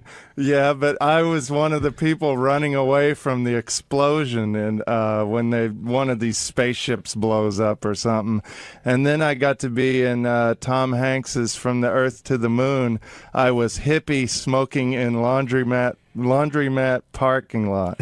You know, I have to say, in the history of the show, probably the greatest role that anybody on the show has ever gotten ended up on the cutting room floor, but I saw it because Cameron Crowe sent it to me. 𝗦𝗵cie𝘄𝗿𝗿 had a scene with Tom Cruise in Jerry Maguire. I remember Cameron Crowe called me, said, I want him. They flew him out, and I saw the scene. He was supposed to be a wacko fan, but I wish if they could do the DVD extras just to see 𝗦𝗵cie𝘄𝗿𝗿 acting with Tom Cruise is worth the price. I went to see that movie to see Kenneth Keith because I remember you guys talked about it on the air, and I was like, where in the hell was he? Derek in Massachusetts, you're on the wrap-up show. Hey, you guys will know this more than I will, but Howard seems to be pretty jealous, and guys like Ronnie and even Stuttering John, when he got his part, if he doesn't have anything to do with getting them those roles, he seems to be angry, and not just the roles, but the job for John. He seems to take it as an angry, he'll get Eric a job, Eric the Midget or Eric the actor, and he'll help those guys. And that's all fine and dandy because he's part of it. But when these guys do these things, he just seems to be jealous and angry of these guys in this situation. I hope Ronnie's movie's a success. I'll go see it just because he's in it. Derek, I could tell you, just because I talk to Howard a lot, it absolutely 100% is not jealousy. That's not what it is. I know there was we had an incident one time where Wings, the show Wings, called Howard and asked Howard to be on the show. Howard said, no, I don't want to do that. I'm just, I'm protecting my brand. I'm not going to be on Wings. So unbeknownst to Howard, they turned around and they just called Stuttering John. And Stuttering John took the part. Now, whether John knew Howard had been offered or not, I don't think that was the case. But I know that when it came out, Howard was pissed. And his feeling was like, well, if I'm not going to do this, if I'm not going to put all this stuff out there, if I'm not going to sort of take every bit, but everybody around me does, in a sense, he feels that's tarnishing the brand. But that is probably more the explanation. Jealousy has zero to do with it. Ronnie, have you ever sensed any jealousy coming from Howard? Come on. Are you kidding me? How can he be jealous of me? Are you kidding me? That's a great point. It is a great point. No, I just said that. It's a great point. Yeah, it is a great point. I just feel I always run things by him before I do anything. Has he ever told you no? Because I think running things by him could be difficult because he doesn't want to be the bad guy. I could tell when he'll give me an answer he doesn't think it's a great idea, but if you want to do it, right? You know what I'm saying? I wouldn't do it, but if you want to do it, that's fine. Right, and he didn't say anything about this. He did, with 𝗦𝗵cie calling me, he thought, it was kind of strange. I thought it was, dude. Like I said, I got the text message from John Friday night at 1 o'clock in the morning. So Ronnie came to me and he said, is this 𝗦𝗵ci's number or somebody pranking me? I knew it was his number, but I thought maybe somebody got his phone because I know twice already he's lost his phone.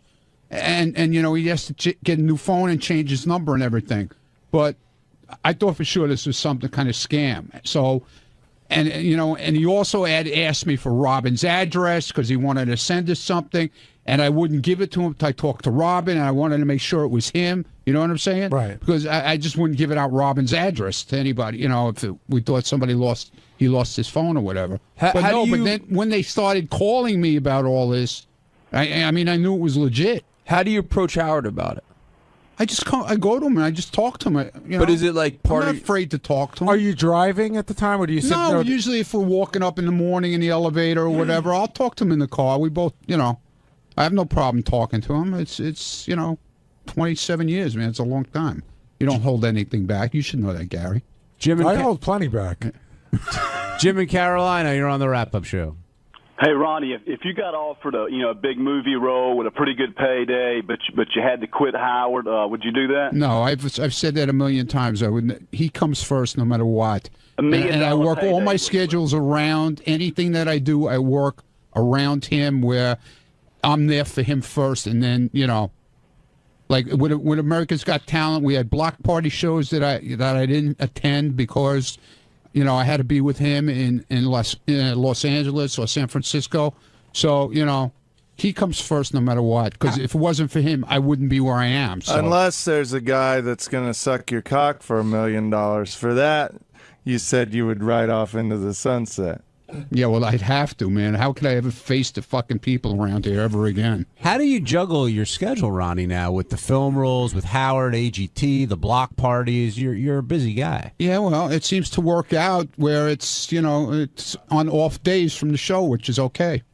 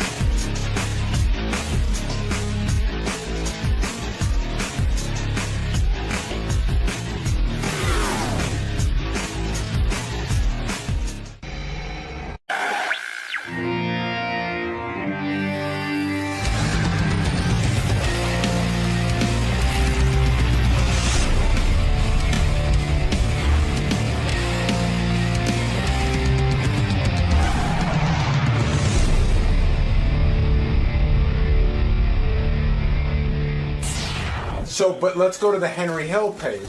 So, first of all, you should know, I'm listening to 1010 Wins this morning. They must be reading right off of TMZ, because they said, Henry Hill did this, he did that. And they go, in later years, he redeemed himself, and even was a frequent guest on the Howard Stern Show. That's what they say on TMZ. Or, I mean, on 1010 Wins. Like said in the first. But how is that a reform? Well, I think he reformed and he appeared on the show. I think they're mutually exclusive. Right. Let me just mention, of course, that frequent guest of the Howard Stern Show, Henry Hill, has died. I didn't see that yet. Henry was 69 years old. And as you know, Henry Hill was a mobster. He was the guy they based the movie Goodfellas on. Yeah, in fact, I just watched Goodfellas again after having not seen it for a long time. Right. Such a good movie. I loved having Henry on the show, and I loved hearing his mob stories, but Henry was a despicable guy. I mean, he has killed people. He took a shortcut in life. He didn't want the straight and narrow. No. Didn't like it at all. Yeah. And it's so weird. We got so many different Henrys, like... I'm remembering times when, like, Henry would be really drunk, but then the performance or the call before that would be, oh, I quit drinking for 7 months. And, you know, there was no substance to the guy. You never really realized he was a pathological liar. He would just go, yeah, I don't drink anymore. I haven't had a drink in 7 months. And then the next thing you know, he's in jail for drunk something right, or drunk other. And reckless or whatever. Yeah. And he was always trying these businesses out, you know. Like, I remember one time he came in and he had paintings that he was selling. I think I have one of those. Yeah. Awful, awful paintings. And he'd go, why are you making fun of my paintings, Howard? Yeah, it was just like giving a monkey a brush. Yeah, and then he had a spaghetti sauce business, which to me was so disgusting because just associating Henry with spaghetti sauce, because spaghetti sauce looks like blood, and Henry has shed the blood of people, and he was just out of his fucking mind. I remember years ago, this was 1996. Henry Hill was on the phone, and Rob and I said to him, Henry, you think you're going to hell? And he, you know, now that he's dead, I'm sure he's got to be in hell, but if there is one. If there is one. And they must have made it for him. Of course. And he... You know, he was convinced he would not go to hell. Let me ask you, do you think you're going to hell when you die? Nope, I don't think so, Howard.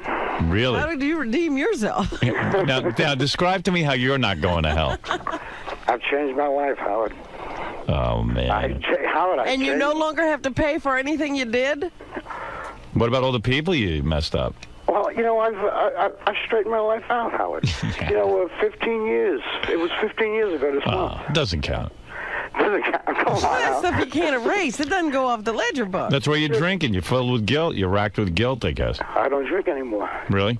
7 months. He doesn't drink anymore. Yeah, I mean, but it was months he would go. Yeah, I mean, he doesn't drink anymore, but then he'd show up and then he'd be like, Ma'am, I want to come on macchiato, please. Why you look at me in that certain place? You were doing so well after the Howard Stern show. What happened? I want to come on macchiato.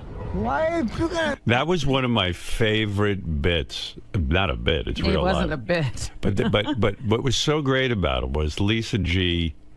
We were pretty new here at Sirius. She goes downstairs and she is trying to interview Henry Hill, and he's out front and he's laying in a planter, like vomiting on himself. And he keeps screaming over and over again, and it's hard to understand. He's saying there, I want a caramel macchiato from Starbucks. Right. And somehow, I guess Lisa wanted to hear a very drunk Henry Hill coming on to her. She goes, I'm disgusted with you. This man just said that he wanted to come on my shoulder. Yeah, she considered it sexual harassment. Right, and she said, Henry Hill said he wanted to come on my face. And I said, Lisa, he's saying he wants a caramel macchiato. It was so great, and Lisa was like, oh, I don't know how I heard that. Ma'am, I want to come on macchiato, please. Why you look at me in that certain place? You were doing so well after the Howard Stern show. What happened? I want to come on macchiato. Lisa's never been a war correspondent. This is the closest she's come. This is the front line. This is the front line, and it really is. You going home? Miss Sam. So that was a funny moment, and I remember that one time we went out to Vegas and Henry came out there, and he sort of like stalked us. Yeah, he wanted to get on the air, and he was mad that we weren't putting him on as much. But I mean, how much Henry could you take? Yeah, but he would go to the same restaurants we were having dinner in, and then he'd get a table and he would just stare. Yeah, and I would say to Henry, Henry, I do a radio show. Like, there's no other show in America putting you on. I'm the only one putting you on. So give me a break. It's not like I haven't done anything for you. That laugh. Henry, carrying on with this theme, I was like, hey, Henry, when you die, you're going to hell. And he, one time, I don't know, he was wasted, and I guess he was talking about some of the people he killed. Do you think you drink to forget all the people you killed? I got a trail of bodies. I'm going to give you a trail from Rockville Center Links. You got. Yeah, I know where Rockville Center Links is. You buried a body there? Yeah, 2 of them. 2 of them? Have you ever? He's laughing. That laugh. You buried 2 bodies on the Rockville Center Links golf course. Have you ever? And then we're going to start east, I guess. Wait, to Canarsie. Wait, Henry. You're saying you killed? There are bodies. You killed 2 people and buried them on the Rockville Center Links. Where? Yes. Where in the Rockville Center Links? What? What? The 4th hole. 4. The 4th hole? What is he? The 4th hole. What are you saying? The 4th hole? Henry. What? This is why Ray Liotta is such a great actor. He had that laugh down in that movie. Down perfectly. Even in the movie, when you're watching it, Henry never admits to doing anything besides robbing and stealing and burying the bodies after other people shot them or killed them. Right. But, he's certainly willing to hang out with murderers. Yeah. 4th hole? The 4th hole. No, come on, be honest with me. Tell me where. Under the green. I swear to you. Under the green? Who were the 2 bodies? They were stockbrokers. Stockbrokers. They must have screwed him over in some deal. Right. They gave him money and they didn't make money for them. Then they killed them. Yeah, I mean, there's so many Henry moments from our show. I don't even know where to begin. And the other weird thing is, too, this is a guy who betrayed the mob. And there were so many questions like, Henry decided to come out of witness protection. He decided that he was just going to live his life, and he didn't care that there were mobsters who were supposedly looking for him. He was like, fuck it, I'm living my life. I don't want to be in hiding anymore.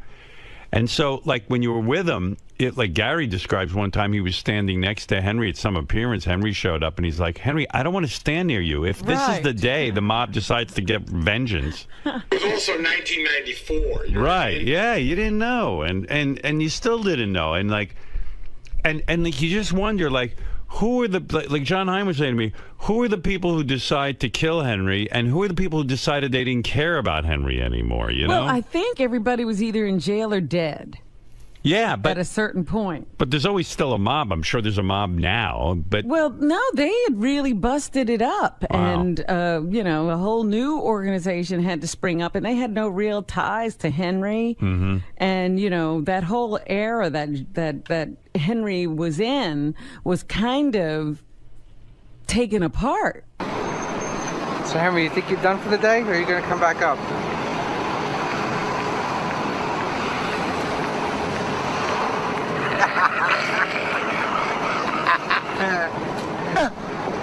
Yeah, I think this was when Henry was kicked out of Del Fresco's. He tried to get in there and hang out at the restaurant, and I think they kicked him out of the place. You know me.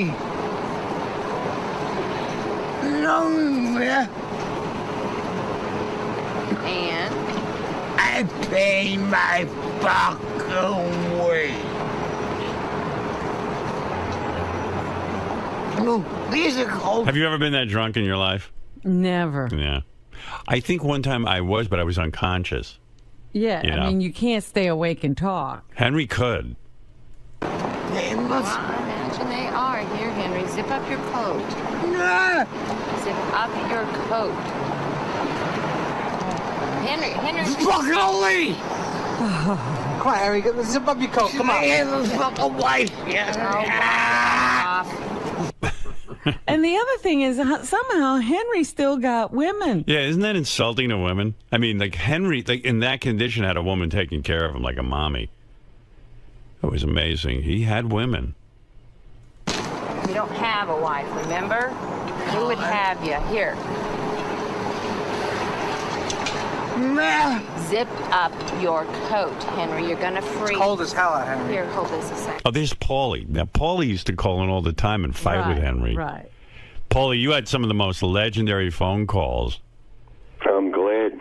Yeah, I mean, It was good This is radio. a good day for you. yeah, this is. Are you happy Henry's gone, or are you going to miss him in some weird way? You were kind of linked to him. No, when I saw it online last night, it kind of put a smile on my face.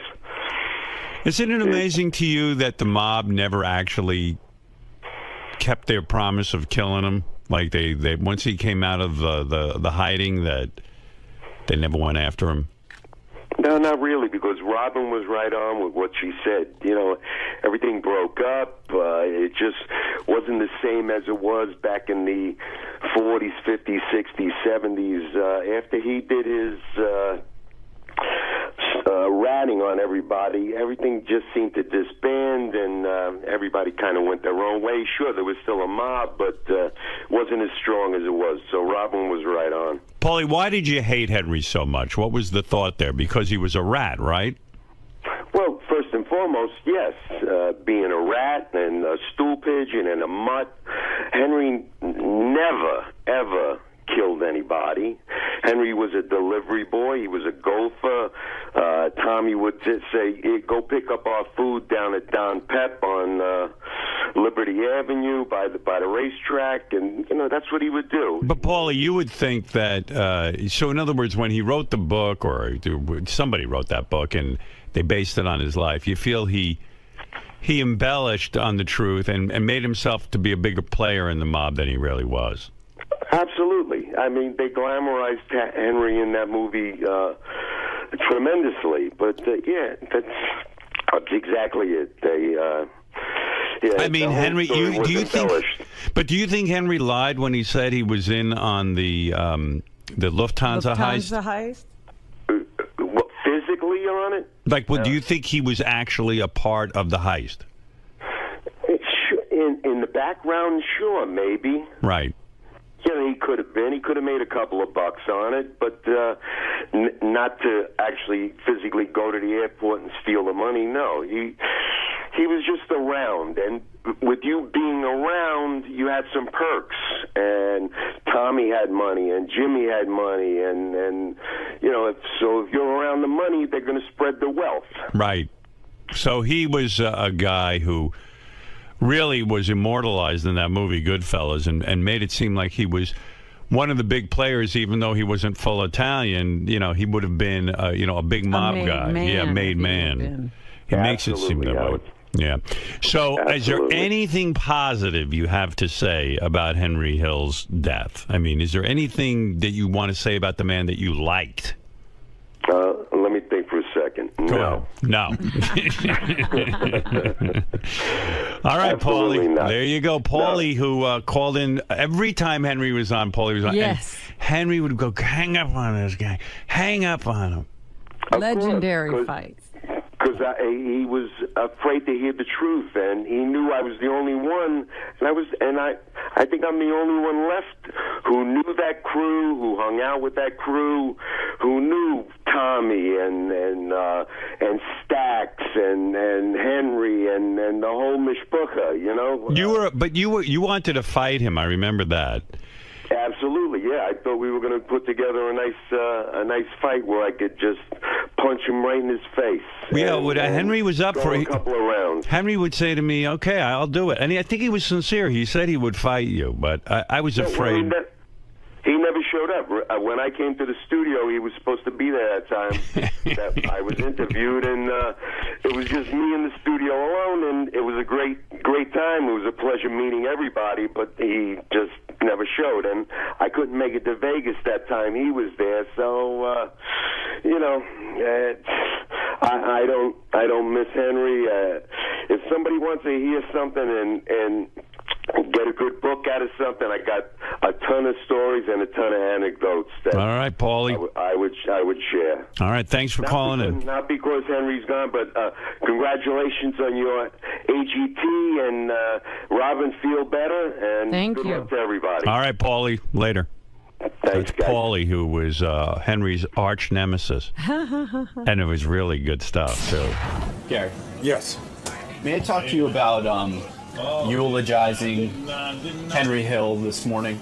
Yeah. I heard you mention the Howard, or I actually heard Howard say, and you guys go back and forth about how difficult it is to be respectful of a guest who's such a despicable person.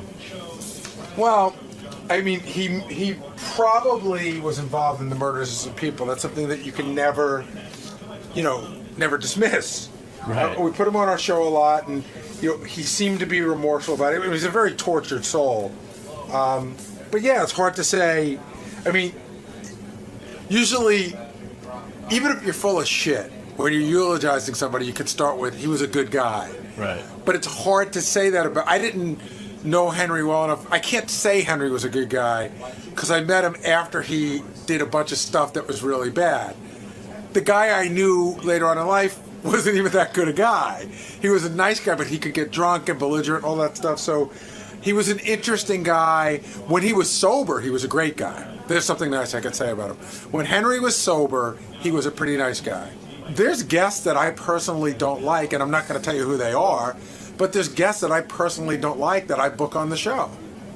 But I can do what's best for the show. And it'll keep coming and coming. Like, That's right. Just like the prep never stops for this show. Exactly. Thank you, sir. You're welcome.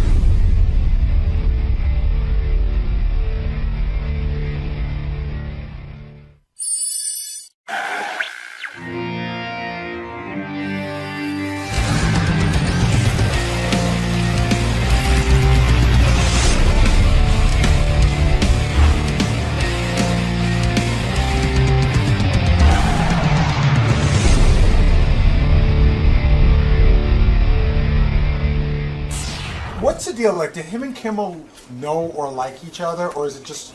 Yeah, are they rivals? Well, I'm wondering because like I know Jimmy hates Leno, and I know he loves Letterman.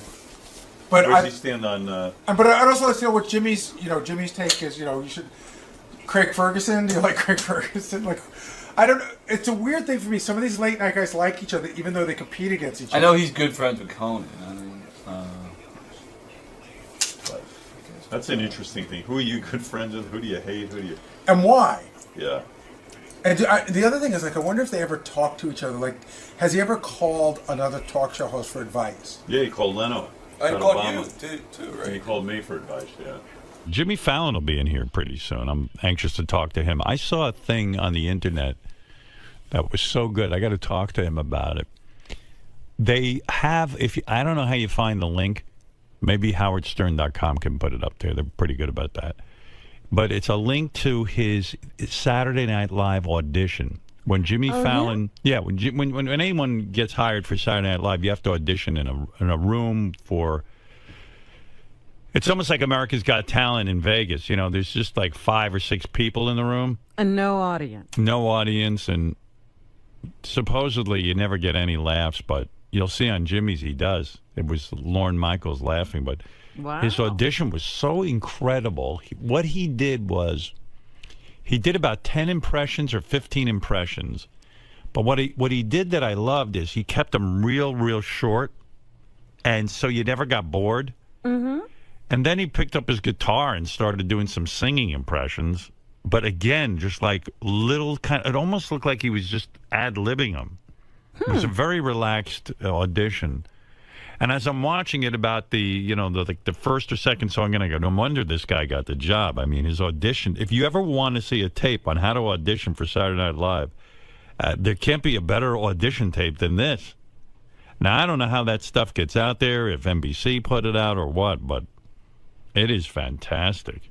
Maybe they're trying to show. Maybe they've been getting a lot of bad auditions, and they thought maybe we got to show a good Maybe. I don't know. But, man, it was just incredible. And, maybe I sensed a little bit of nervousness on his part in the beginning, but not really. I mean, he just seemed real confident for a young guy. Well, that's part of the trick of stand-up. Yeah. You got to be confident. Hey, Jimmy. Is Jimmy here?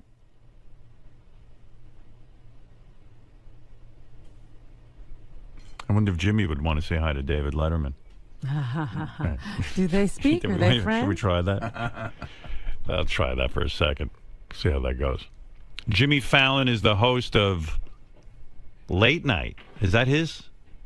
What's the name of your show, Jimmy? Is it Late Night? What is the name of Jimmy's show? It is Late Night. Late Night, right? Yeah. It's Late Night. Hey, everybody. Hey, man. With all these shows, you could get confused. Real quick, do you want to say hi to David Letterman?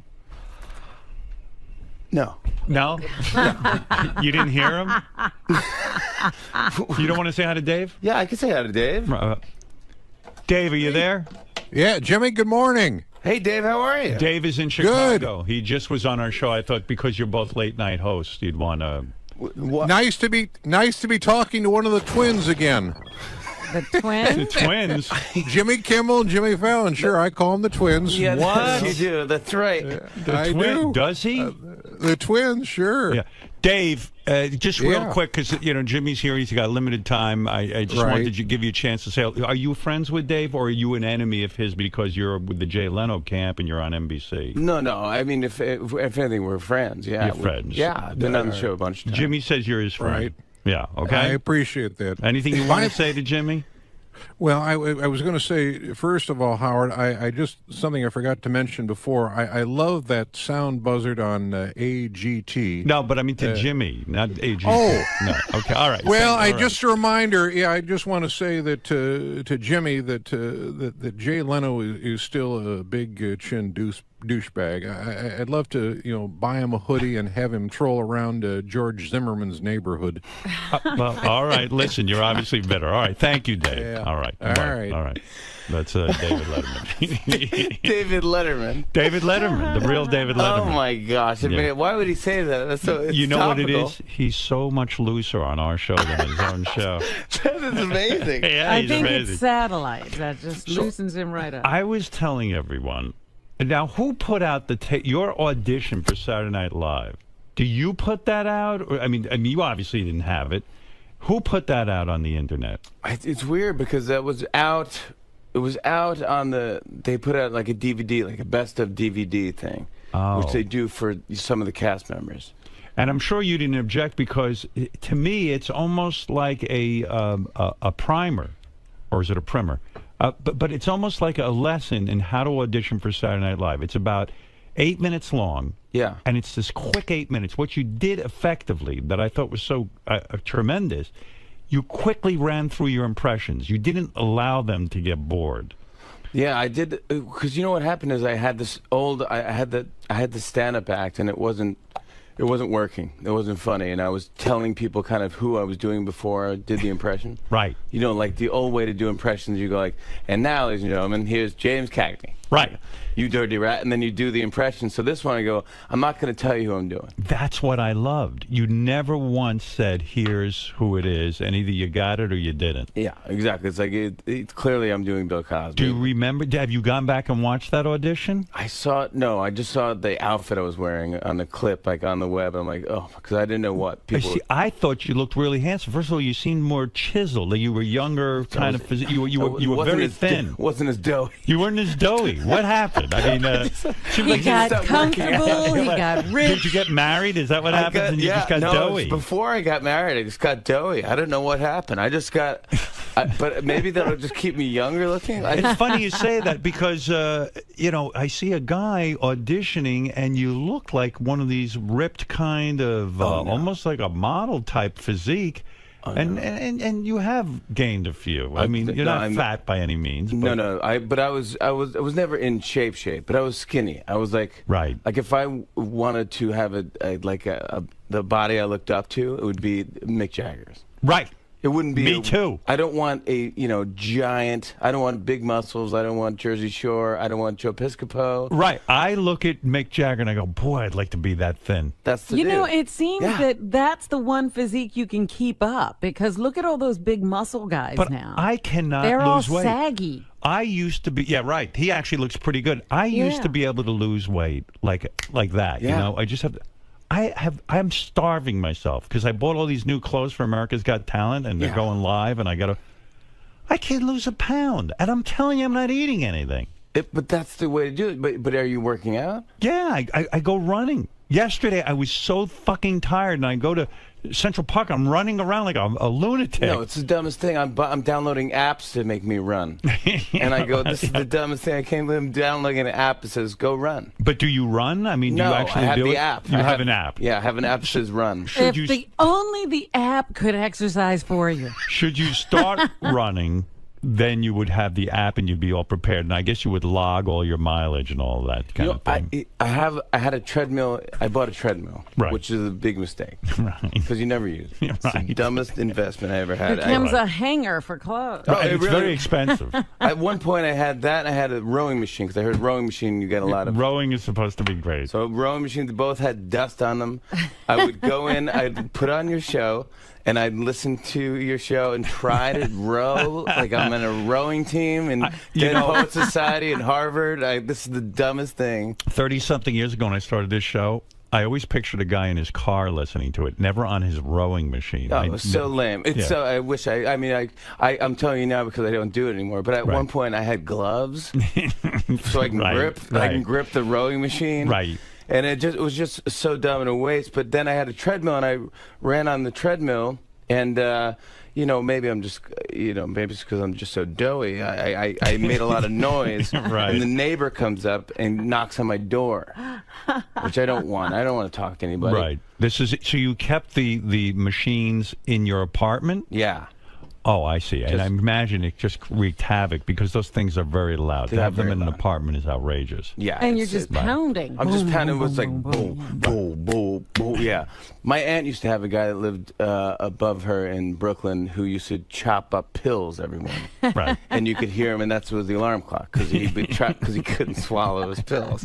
And you go, that's her alarm clock. So I'm running on the thing, and I understand. Right. But it's not like I'm not up at like 6 in the morning pounding. Right. This is like 10. So what are you going to do if you're getting doughy? Are you cutting back on your calories? I don't know what to do. You don't. It's horrible. It's a thing I have to embrace because I don't know what to do. But I eat pretty well. Yeah, do you? Yeah. Like, did you have a breakfast this morning? I had some oatmeal this morning. Oatmeal. That's it. That's Just oatmeal. good. That's good. Right? Yeah, but I'm normally not up at this point. Right. That's true. But So you'll eat a lot today. What time do you normally get up? Like last night, I had a Philly cheesesteak on the way back. I was on QVC last night. Yeah. Now I would think you would not go on QVC. Well, that it here's the wouldn't thing. be cool, so to speak. Oh, that's why I just want to see what it is. Right. I want to go to this thing because I want to sell this record. All right. So you've got a new record out. Yeah. Why would you? If you go on QVC, I happen to know something about this. You've got to give them a cut of everything you sell, right? Yeah, well, I'm giving everyone a cut anyway. You are? I mean, NBC's getting more money than I'm getting for this. Because a lot of the stuff on the CD are performances that you did on television. Yeah. And so they have the rights to it. Yep. So they're going to get a cut, and QVC's going to get a cut. And and then the record label gets a cut, and then every guest star on the album. Why put it out? Where do you get money up front? How do you make any money with this thing? I really don't make it. The way I do it, I think in the future somehow I'll make money. Like more people will watch my show, or more people will know who I am, or what the things we do on our show. That is actually your strategy with your show. Because you're on late at night, 12:30 at night, a lot of people don't get to stay up and watch it. And I know that you make everything available on the Internet. And it's true. I mean, those clips do go viral and they go big. But then they have to take them down. What do you mean? Well, I think it's a Writers Guild thing. Right. Remember when the Writers Guild had the strike? They had a thing about internet rights and all this stuff. So we're only allowed to put certain sketches up for like 2 months. Oh, and then otherwise they'd have to be paid or something like that. Yes. And NBC doesn't want to pay for that, which is fine. But it's a bummer for the writers who want to see their sketches on the. But it is true. I mean, I really do. I see more of your show on the Internet. Yeah, which a lot of people do, or in a taxi cab or something. Did you think when I appeared on your show the last time that I was overly rude to Mick Taylor of the Rolling Stones? Absolutely not. Was there any fallout from that? I mean, because I was kidding him about leaving the Rolling Stones, but I did it lovingly. I do love Mick Taylor. No, as I was leaving, I said goodbye to him, and I gave him like a man hug. And he came in, he goes, I'm sorry about my friend over that. Next time I'd love to hear you talk more. So he wasn't upset with me, was No, he? not at all. He was a good sport. Great sport, totally laughing. Some people on my staff was like, that was pretty harsh. I was like, yeah, I got a lot of feedback where people said, wow, you really ripped Mick Taylor a new asshole. Oh, no, in fact, it felt like you guys had done that before.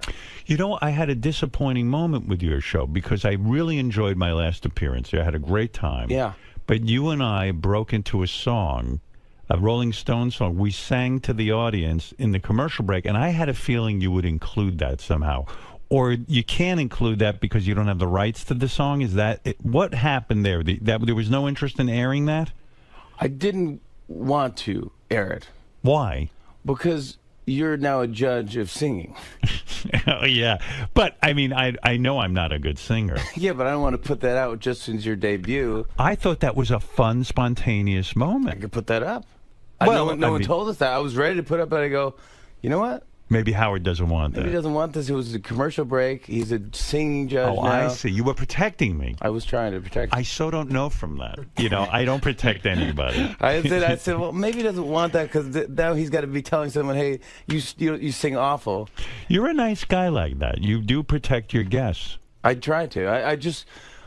I do up to a point, where it's like as much as I can. If you're going to be rude to me, then I won't do anything. I'm just like, I'll let you sing. It's like, fuck you. Yeah, exactly. What am I going to do? But it's like, I think for the most part, I'm happy you're doing the show, and it's all just kudos for me and our show. Who are you friendly with in terms of other talk shows? Let me get this, because the landscape, and I want you to be honest, I don't want you to be diplomatic. Yeah. I know you're friends with Jay Leno. You called him when you had to interview Obama. You got advice from him, as you said, and you got advice from me. And I got advice from Barbara Walters, too. Right. Yeah. But Conan is a close friend of yours, right? No. No. No. Oh. Yeah, I don't really. Not anymore? No, we were never close. Oh, I thought you were friendly with Conan. I'm friendly with him. Yeah, we're not friends. Did you not? Is he upset that you took over his old time slot? No. No. But is he upset that you side with Leno in the big feud? Nothing to me. He's come on the show. I mean, there's no sense. I mean, I'm not really part of that whole thing. So. Oh, I thought you were friends with him. With who? With Conan. No, close. I'm friends with him. No, I'm not close. No. I'm not close really with any of the hosts. You're a hard guy to get close to. I've tried to hang out with you. It's impossible. You really want nothing to do with me. You really What did you say? You were telling us a story about how you thought you were with him and then he left you and went to somebody else? No. I ran into Jimmy when I was in Los Angeles, and he came over to the table. And we were eating together. He was having a smoothie, and I was eating a salad or something, and I was with my wife. And then he quickly got up after a while to leave, and it was because Lorne Michaels and a whole power table were waiting for him somewhere else. That power table converged. You are a very social guy. Beckham was there, yeah. Yes. Beckham was by the pool. Enjoying the water, Jimmy. Yeah, he didn't talk to me because you know me. How cool is that guy? He was wearing a ski hat on the pool. Well, you're saying it in a nice way, but you're really making fun of him the way I am. Beckham is there. It was 900 degrees in L.A. We're sitting by a pool. Leather jacket. The fucker's got a leather jacket on, and he's got a ski hat. Like a little jaunty. Yeah, and even like my wife and I are sitting there go, look at this fucking guy. Is he a poser or what? I didn't know who he was. He's a good-looking dude. Yeah, but I didn't recognize him as Beckham, but I just said, look at this guy. He wants so much goddamn attention. He couldn't bring more attention to himself. Why would you sit by the pool if you're wearing a leather jacket and a hat? Right. So is that cool? I think it's not cool. I don't know. I mean, well, sure. I don't know. I could never pull that off. You would make fun of me so bad if I rolled up to the pool and said, Howard, Beth. And you're wearing your shorts and a leather jacket. And a leather motorcycle jacket and a ski hat. That's a hard look to pull off. I'd be like, oh, I'm hanging out with the Edge.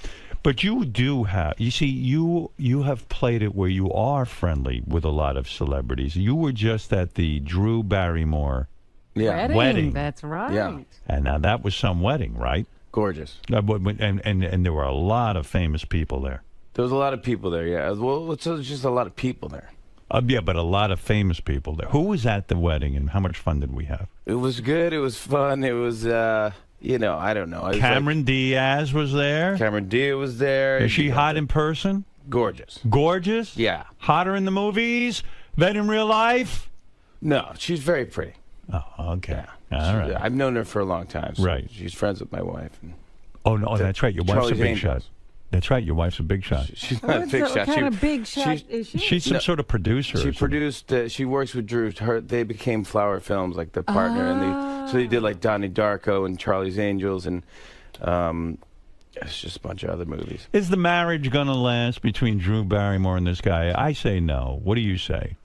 I say yes. Really? Yeah, he's a nice guy. Her track record is poor. I agree. Right? Yeah, I think she would agree. Did you sit her down? Do you really go with, like, this is a serious wedding? Did you sit her down and say, listen, honey? I'm such a mush, though, at these things. I go to these things, I go, I got to go to this wedding. I don't want to talk. I just want to go and enjoy the wedding, and it's good. And so it's another wedding. And I've been to so many weddings. And I used to be an altar boy, so I served mass. I served weddings. Right. But then I get there, and it's just really emotional.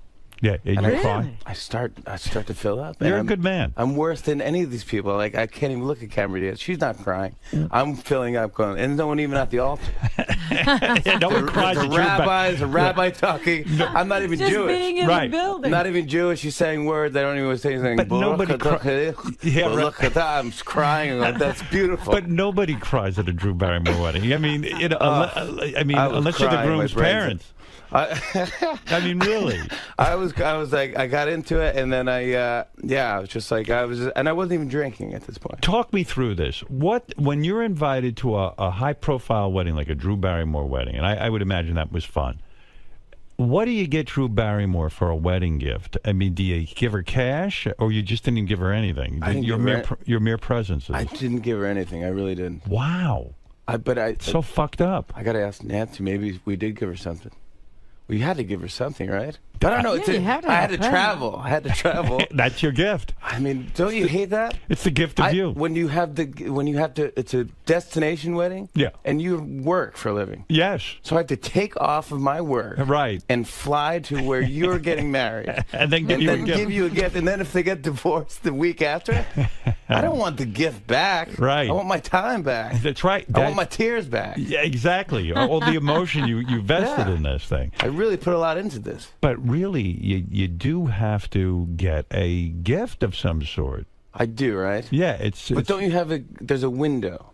I think Yes, there's a window. Yeah, you have a year, right? 1 year. Ann Landers said it was 1 year. I read that column. Ann Landers. Religiously. Yeah, she said 1 year. So 1 year.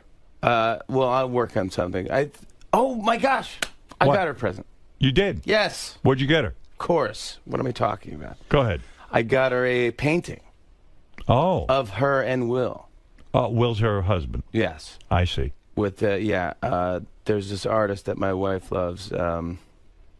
𝗵𝗵 is her last name. I don't know, but she's like a folk artist, and she did like a heart with Drew, and it's a beautiful painting. You commissioned a painting for her. Yeah. Now, what does something like that cost? I mean, it's got to be expensive.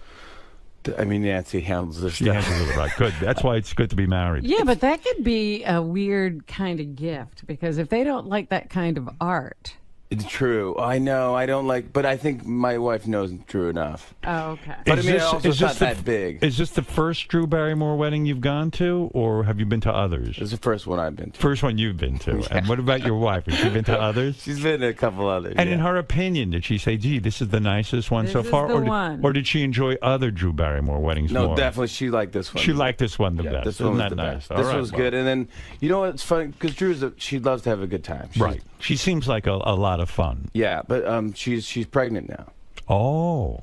So she is that well known that she's pregnant? Wedding. I don't know that anyone knows that. Yeah, people know that. You think so? Oh yeah. Maybe you just broke news. Oh, stop. Wouldn't that be great? No, it wouldn't be. It'd be no. I'm picturing her taking your painting and hanging it next to the painting your wife got her of Tom Green and Drew Barrymore. Like there could be a whole hall of husbands. Don't you think that'd be kind of cool? Yeah, like the Vatican. Yeah, right. Yeah, yeah, all those paintings. Whenever you marry a guy, you have all new paintings from the Fallons. No, but she had a band go up, and it was a fun. It was. I mean, she knows how to throw up. Great food. Right. It's good food. Which you know what happened is I don't look at the. Do you call it a menu when they tell you what's right? On Nah, it's but it's like a menu. Because right? you can't order off it, but right. it's telling you what's going to happen with the food. And I go, so I'm eating the salad, and I just want to eat because I don't want to get too drunk and just do something ridiculous. So and just want to go home early. So I'm eating in there's a salad and there's this thing, and then there's fried chicken. So I eat all this fried chicken. I eat like 4 pieces of. I never had more fried chicken. And don't you love when they serve something informal like fried chicken? It's so much better. Right. It was great. It's great. And then they go, well, here's the steak course. I go, oh, I can't because I just ate all this fried chicken. What am I at? One of those Brazilian places? Right. You ever been to those places? All you can eat? Yeah. Where you but it's all this different meat. Yeah, you have to flip the card over to tell them to stop. Yeah. I didn't know that you have to flip the card to red because I'm just going like, why do you keep offering me this meat? I guess I'll take it. I mean, I'm not going to waste it. But then I have, I'm like it's like a Flintstone. It's gluttonous. It's ridiculous. It's like medieval times. It's like the Game of Thrones. Yeah, it's like Game of Thrones. Give me meat. Are you watching it this season? Oh yeah. I fucking love it. I dropped out. You dropped out of dropped Game? Out. Why? I don't know. I couldn't put up with the second episode. I don't get this. In other words, there's too many characters, too much dialogue. It's 150 characters. It's like Twitter. It's like 140. There's Peter Dinklage is just getting blowjobs left and right. And I go, yeah. What world is this? What is this? And that's why it's TV, it's fantasy. Well, people at work, they go, no, this is the way it was back then. I go, it's fiction. That's right. It's a made-up world. What do you mean it's back like then? saying that's the way things are in Alice in Wonderland. You mean just be magic? Yeah, you eat a mushroom, you get big. It's like you're basing your fact on fiction. It's not even an argument. I can't even have this argument. So who's at your table at the Drew Barrymore? I mean, imagine a powerful table of wonderful entertainers all making jokes. And like you say, you got to be on your game almost because you can't get get too drunk. There's a lot of heavy hitters there. Yeah, I was at Drew's table. Oh. So I was with Drew and Will. Oh, my and my goodness. wife Nancy. Nancy had to get up and speak and say something. Is she articulate, your wife? Are you embarrassed? Did you help for her with what she had to say? I didn't. I tried to, and then I tried to give her a joke. It just didn't work. What was the joke? Well, I was going to say a joke about something like that. I don't know why. She's just so nervous doing this. I don't know why I tried to give her a joke. I said, well, at the end, say, look, now that we're family, Jimmy wants to stay at your parents' summer home this summer because they have a great summer home in Maine. It wasn't even that funny going into it. That was a joke? Yeah. No wonder she didn't use it. What is that? I think she did use it. I think she did use it. So it's you, Drew. Yeah. Who else is The at new the table? Scarlett Johansson was there. Scarlett Johansson's at the table. No, it's not at the table. She was there. What's she wearing? They're all just look gorgeous. Everyone's dressed up nice And for the with wedding. the titties out and the whole thing, right? Yeah, sure, I guess. Of course. What do you mean, I guess? What, you're not a man? Well, I am a man, but what are you talking about? I don't know what that means. Titty dress. Well, they're flashing things. Girls always have their titties out at these weddings. I don't know. I didn't see You're that. such a polite guy. You won't even look at their titties. I didn't know. They wear those gowns, with the titties. I know you keep saying that, but I don't know what you're talking about. It's All a right. gown. It's a gown. All right. Yeah. And does Drew Barrymore wear white? Does she? She wore white. She looked beautiful. Well, Virgin Chanel, or white? Yeah. Chanel is Will's family's in. Oh, I see. So everyone wore Chanel. Cameron, Chanel. Well, I'm happy for her, I guess. Yeah. I mean, why not? Why shouldn't I? I hope she's happy. She was great. She was super happy, and it was at her home. I was at it was Montecito. It was in Montecito. But the mother's not. Drew Barrymore doesn't get along with. I know the mother. I used to have her on the show all the time. She was a firecracker. Yeah. But the mother doesn't get to go to the wedding, right? No. Wow. Oy vey. Yeah. Not on. I don't think she was there. I didn't run into her. You didn't see her walking Drew down the aisle? You would have noticed. No, I would have. You believe me? Yeah, you would have. I would have seen it. Sad, though, right? Is she outside protesting? I heard she holds up a sign and she goes, I'm against this wedding. I didn't see that either. No. Yeah, it's sad, right? Well, yeah, I guess so. I mean, it's a bummer. It's like you just, I don't know. I don't know the whole scoop, so. Right. You don't get involved that way. But this is a weird story. So I go to, my wife's getting ready for all the bridesmaids, and so I go out to lunch in Montecito. Right. I'd never been to Montecito. It's beautiful, right? I've never been beach either. place, Yeah. fine. Right. And so I go there, and I walk to this place. I go, maybe I'll just sit down. I'll have something to eat, and I'll get a glass of wine or whatever. Drink in the afternoon. I don't care. I got nothing to do. Right. So I go in. I go to this place. This guy comes over. He goes, what would you like? And I look at the thing. I go, hey buddy, I'd like to get this white bean salad or something. And then he goes, and then a pizza and a glass of wine. He goes, all right. I go, No wonder you're buddy." doughy. With that, you ordered a pizza, a white bean salad, and wine? It's a lot of starch. Maron, that's a lot of calories. But go ahead. All right. So I can lose weight then, I can tell you. That's right. Cut out after Go ahead. start. So anyways, I go, so the guy, I go, I'm sorry to keep calling you buddy. What is your name? So he goes, my name's Josh. I go, okay, Josh. Thanks, buddy. Thanks, Josh. Right. So he leaves. He comes back. He brings the white bean salad and the wine. And it looks like there's mayonnaise on the white bean salad. You don't want that. I hate mayonnaise. Right. And it's 90 degrees outside. Right. So it's like hot mayonnaise. So I'm just sitting there, and I'm drinking my wine, waiting for Josh to come back. Right. So he finally comes back, and I'm halfway through my wine, and I go, I don't want to get hammered. Right. I just want to eat my lunch, get fat, and get out of here. Right. So he comes back, and I go, hey, sorry, Josh, but is there mayonnaise in this thing? He goes, let me check with the chef. So then he leaves again for 3 minutes. So now I'm done with the wine. I'm licking Haven't the eaten bottom of the anything. glass. Now Right. I'm getting buzzed. He comes back and he goes, the chef said it's red wine, it's vinaigrette, and it's the rest is a surprise. A surprise. Surprise. And then he leaves again. Right. So I'm staring at this thing. I go, I'm not going to eat this. No. Surprise. What if the surprise is mayonnaise? Right. You idiot. I want to know if there's Yeah, mayonnaise. so I asked you a question. So Right. anyways, he comes back and he goes, oh, Mike, you didn't touch the salad. I go, no, I don't like mayonnaise. I like creamy stuff. So I'm sorry. I didn't. He goes, all right.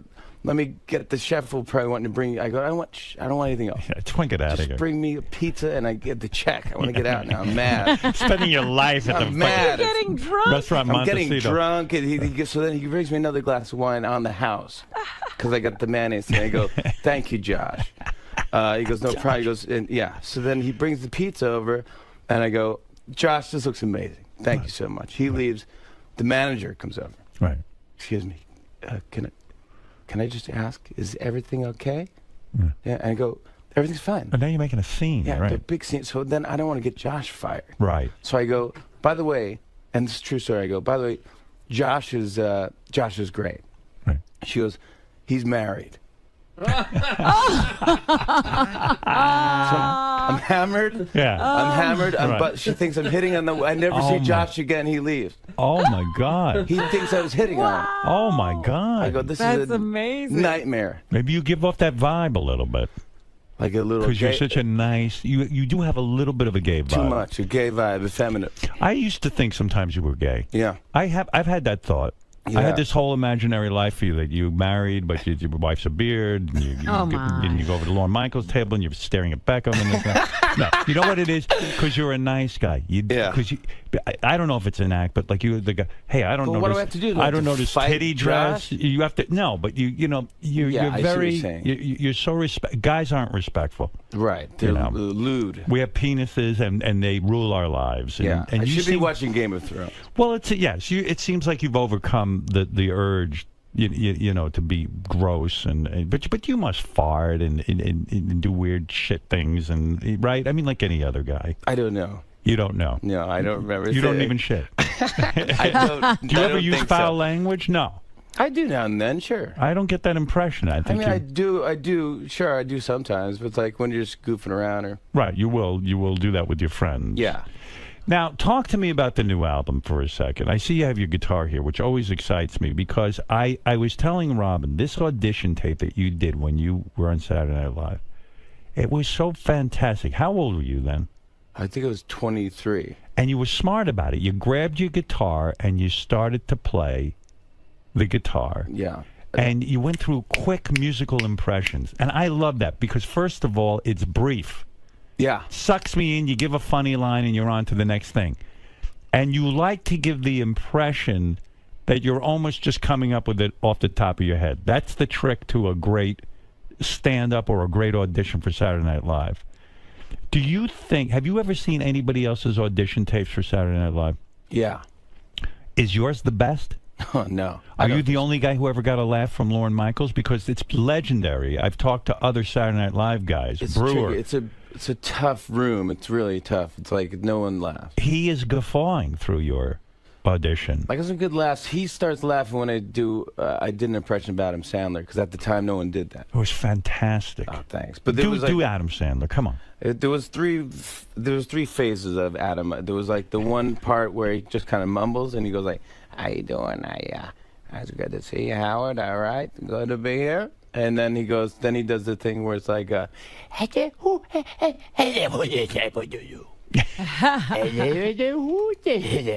then the third part is where he goes like, he yells and you're just like, "Shut up!" So I just did the mix of all three, and I actually called Adam Sandler before I did that. You did? Because you want to be respectful? Yeah. Whoa. That's why people think you're gay. Is that why? You're too respectful. I should have said, "Hey, how about those titties?" Yeah, you should have titty dress. Hung up the phone. I'm beating off. And hung up the phone. You know, funny enough, Adam Sandler was almost here today. Now, Adam Sandler and I have a weird background. We don't talk, and I was critical of some of his movies, like no one else was. Oh, he didn't. Were you once on a plane with Adam? Yeah, we didn't talk to each other. Didn't speak. It was incredibly awkward, but I had heard that he was maybe coming in this morning. I was excited He's to the sort of. nicest dude. That's what I hear. Ever.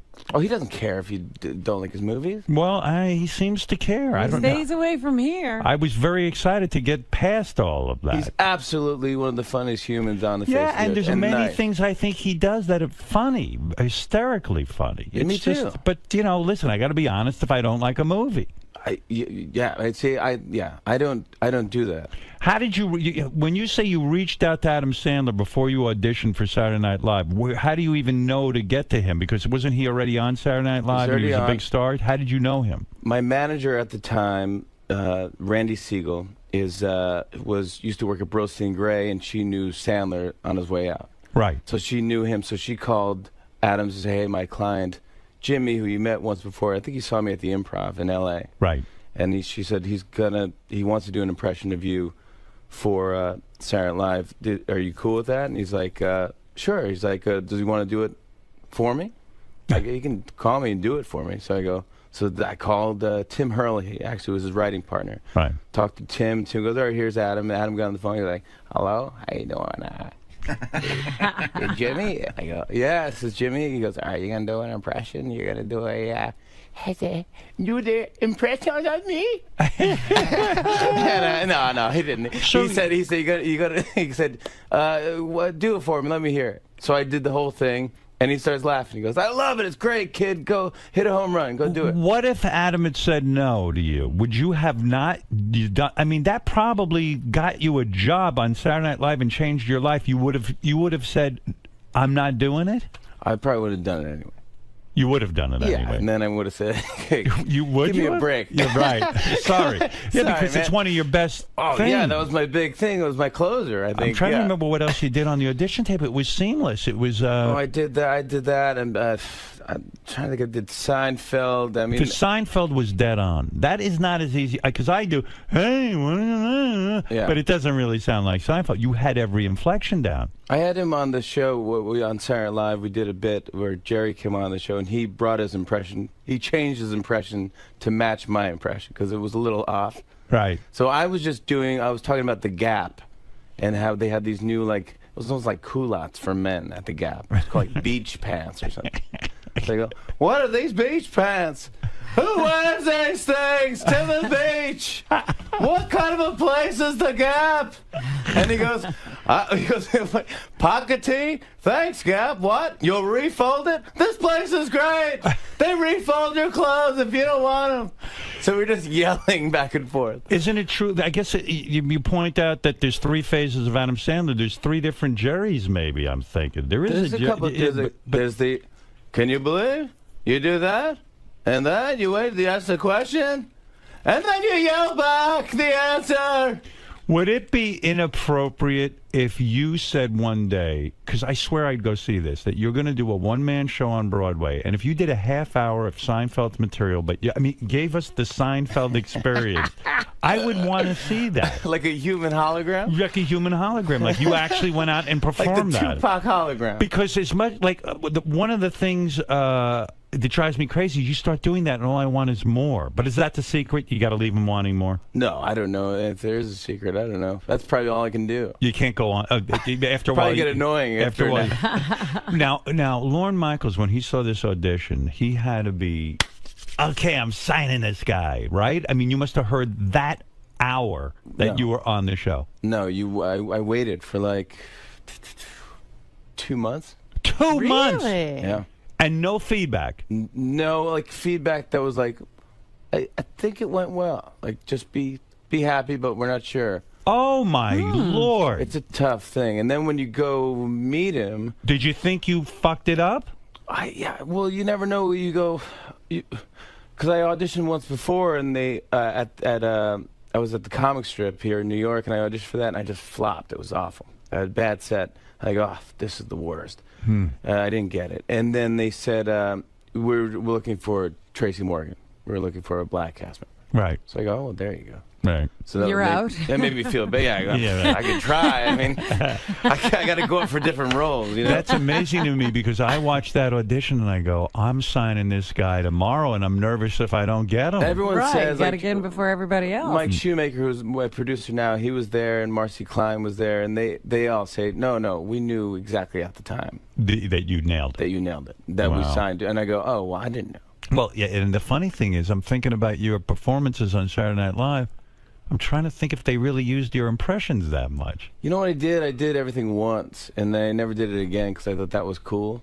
But you did something on that audition tape, too, that was good. That was very Saturday Night Live. You said, well, this is an impression of a guy, but it wasn't anyone famous. It was just, the guy who always says this or the guy who always says that. Yeah, none of those guys worked.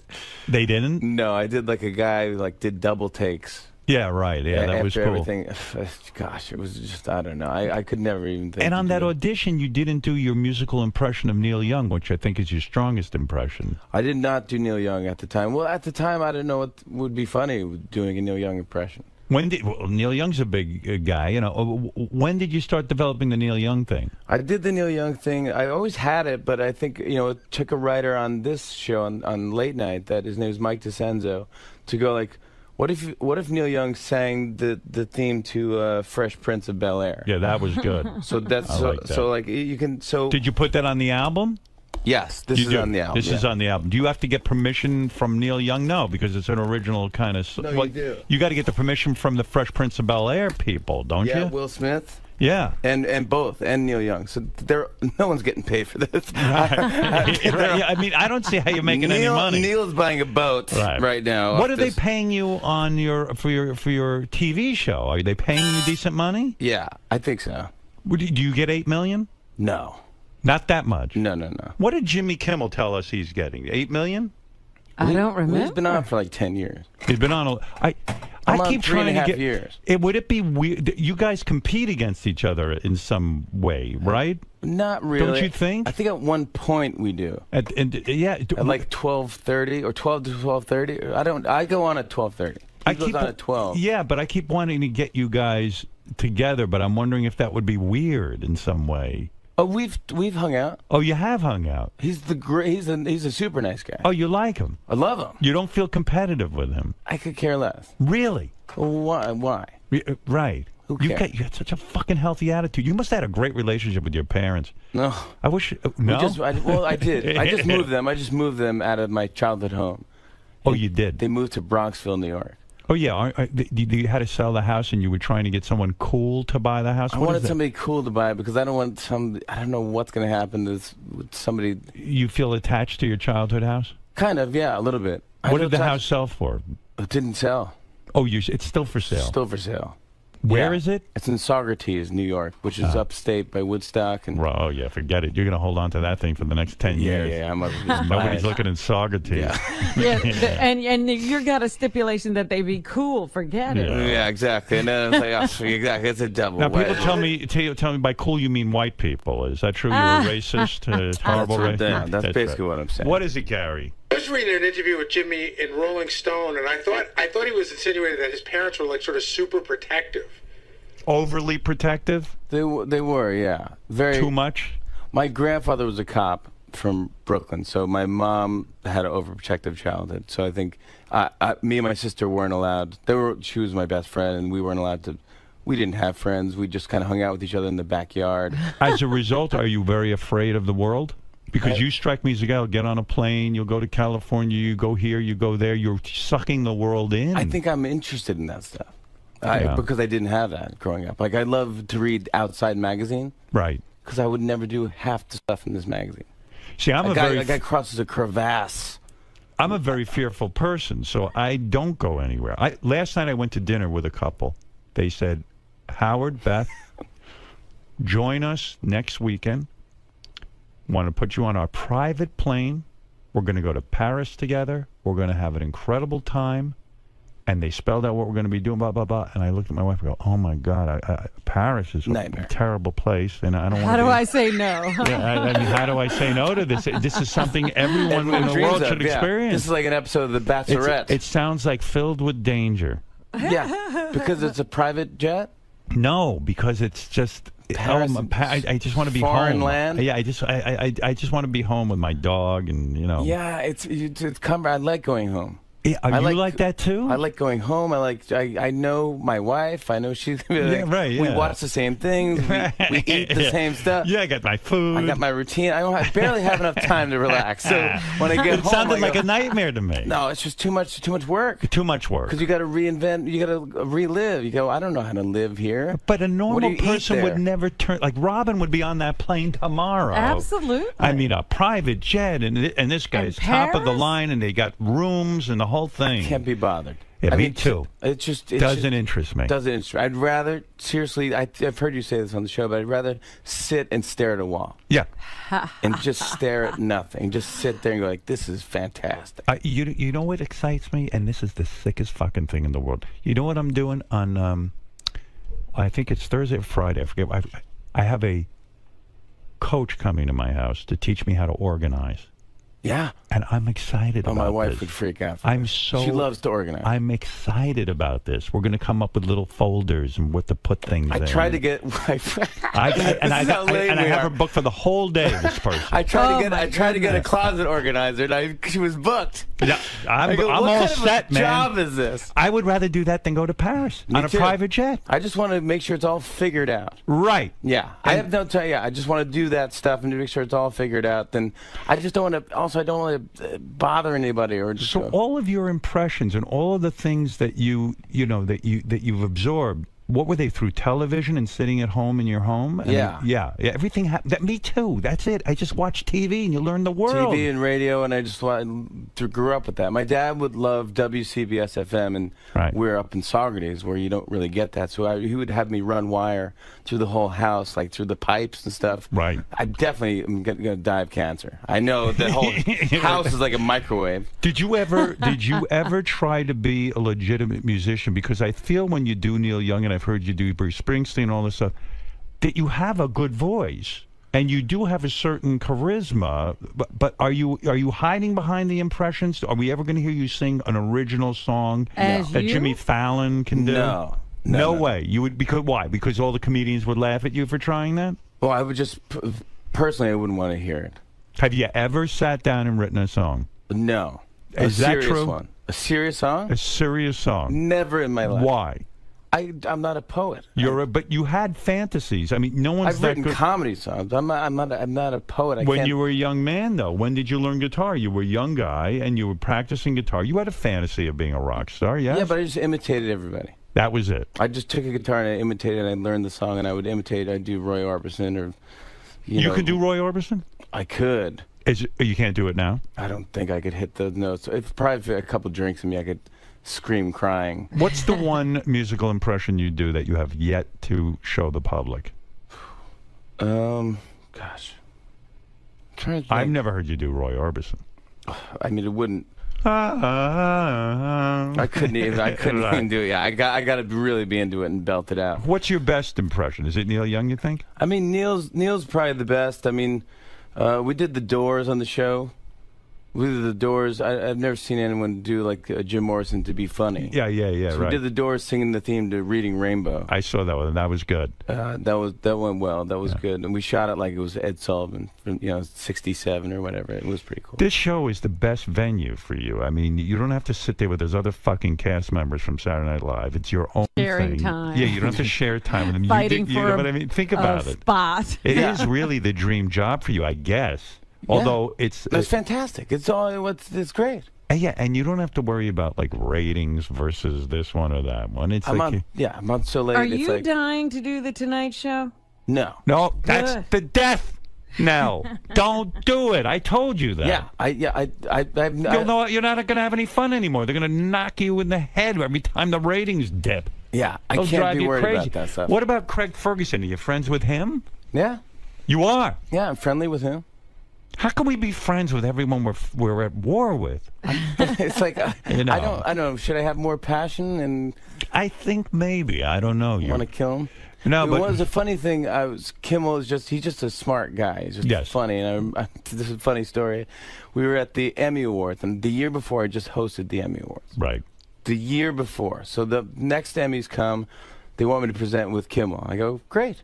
Let's do it. So let's go. So me and Kimmel work out a bit. Where we're going to fight over the envelope or something like that. And I remember, yes. Yeah. And we're about to go on, and he goes, hey, Jimmy, look at this. And he points at this rundown. It's on a computer screen, and it says, like, Jane Lynch opening, and then first envelope, J. Kimmel / J. Fafon. F-A-F-O-N. F-A-F-O-N. I just hosted the year before. I hosted the whole show. What, they fire everyone? Big thing. Wow. Great reviews. Oh, my goodness. J. Kimmel / J. Fafon. And I go, gosh, I wish I had my phone on me. I would take a picture of that and tweeted that out. See, that's interesting that you can actually be friendly with him. I mean, he's one of this. I don't even know if I should talk about this. He sent me an email the other night. His girlfriend Molly is sitting on the toilet to pee, and he goes in with his phone and takes a picture and sends it to me. He goes, "You see, I can take pictures of my girlfriend like you do of Beth." Oh my God! She wrote me a note. She goes, "I'm going to kill him." She says, "I'm going to give back to the earth after I chop him up and throw him in the ocean." I mean, it's crazy. I met her. She's fun. Maybe we should put together a super group, all you guys together for one big show. Like Maybe that's Rock and Roll Heaven? Yeah, it's sort of weird that you're all on almost at the same time, or, it's crazy. Yeah, I mean, I don't care. I think it'd be fun. It'd be great if was Kimmel? No, he was never 12:30. He was always 12. He's always...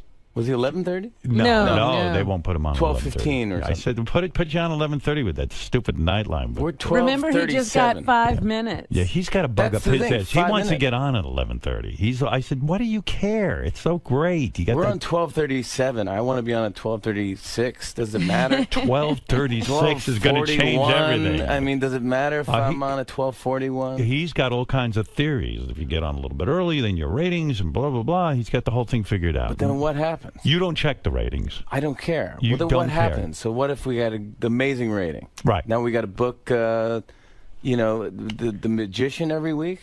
Was Obama really a great guest, or is it just the idea of Obama? When he actually comes on, it can be boring, yes? I don't know. I thought it was fantastic. I didn't see it. Oh, it was great. But do you have to be different with him than other? He's the president, so Right. you got to be respectful. I'm respectful, but I don't change. I'm the same with anyone. Right, but he got up and sang with you. That was exciting, right? He did slow jam the news, and when you have the president on the show, they go, he wants to meet you alone. He doesn't want to meet you with an assistant or a stage manager. Oh. When the president arrives, you should greet him.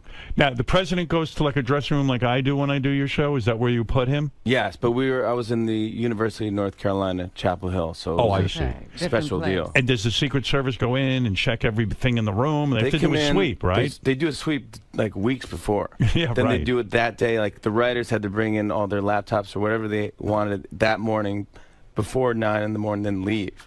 And Obama... Did they bring dogs in to sniff you, or did they leave That had nothing to do with the president, but yes, I do that before every He's show. always sniffed. People just love it. Yeah, yeah. And dogs love it. But the president says, rather than have my Secret Service in the room with me, rather than have an assistant with me, I want to be alone with you. Yeah, I just want to I want to be greeted alone so I can say hi alone. Wow. What do you think's up with that? Like, why? I think it's a protocol thing, a respect thing, I guess. Now, are they nervous you might go berserk and beat up the president or get it? I mean, like, seriously. Maybe it makes it a bigger deal. I don't know. Maybe it makes it like it's official. Who tells you that the president wants to be alone with you? 10 people. 10 people? Yeah. And they go, oh, this is very, very... We can't go with you. I go, can my wife go? No, she stays in a separate... She stays 40 feet away or something like that.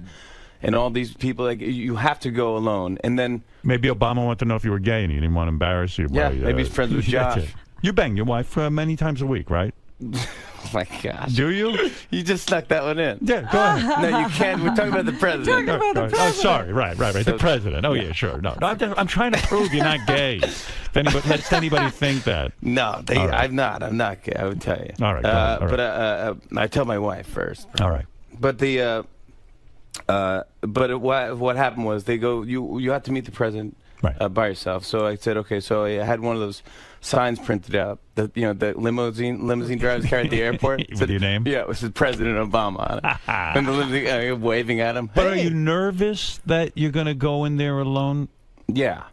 I would be. Yeah, it's kind of weird in a way. Because I don't know what happens. What if he says, like, I'm going to announce World War III? Right. So you walk in. So he comes down, I go, I was waving, I did the joke, and I go, hi, I'm Marcus. I'm your escort tonight. You want a water or anything, let me know. He starts laughing. He goes, okay, this is going to be fun. We're going to slow jam the news. He goes, where's your wife, Nancy? He knows exactly what's... Right, they've briefed him. He's been briefed. So he goes I met you 50 times. I don't know your wife. Yeah. Go ahead. So he goes, how are you? And she's mesmerized looking at him, and he's so charming, he's presidential. Yes. And so you feel confident. There's all dudes around him. He goes, all right, let's rehearse the sketch. I go, no, this is Slow Jam the News. He goes, no, I know the sketch. I've seen it. Seen it with Brian Williams. I can slow jam. I go, okay. So we go over, and we look at the sketch from rehearsal on the laptop, and it goes well, and we didn't have to change much.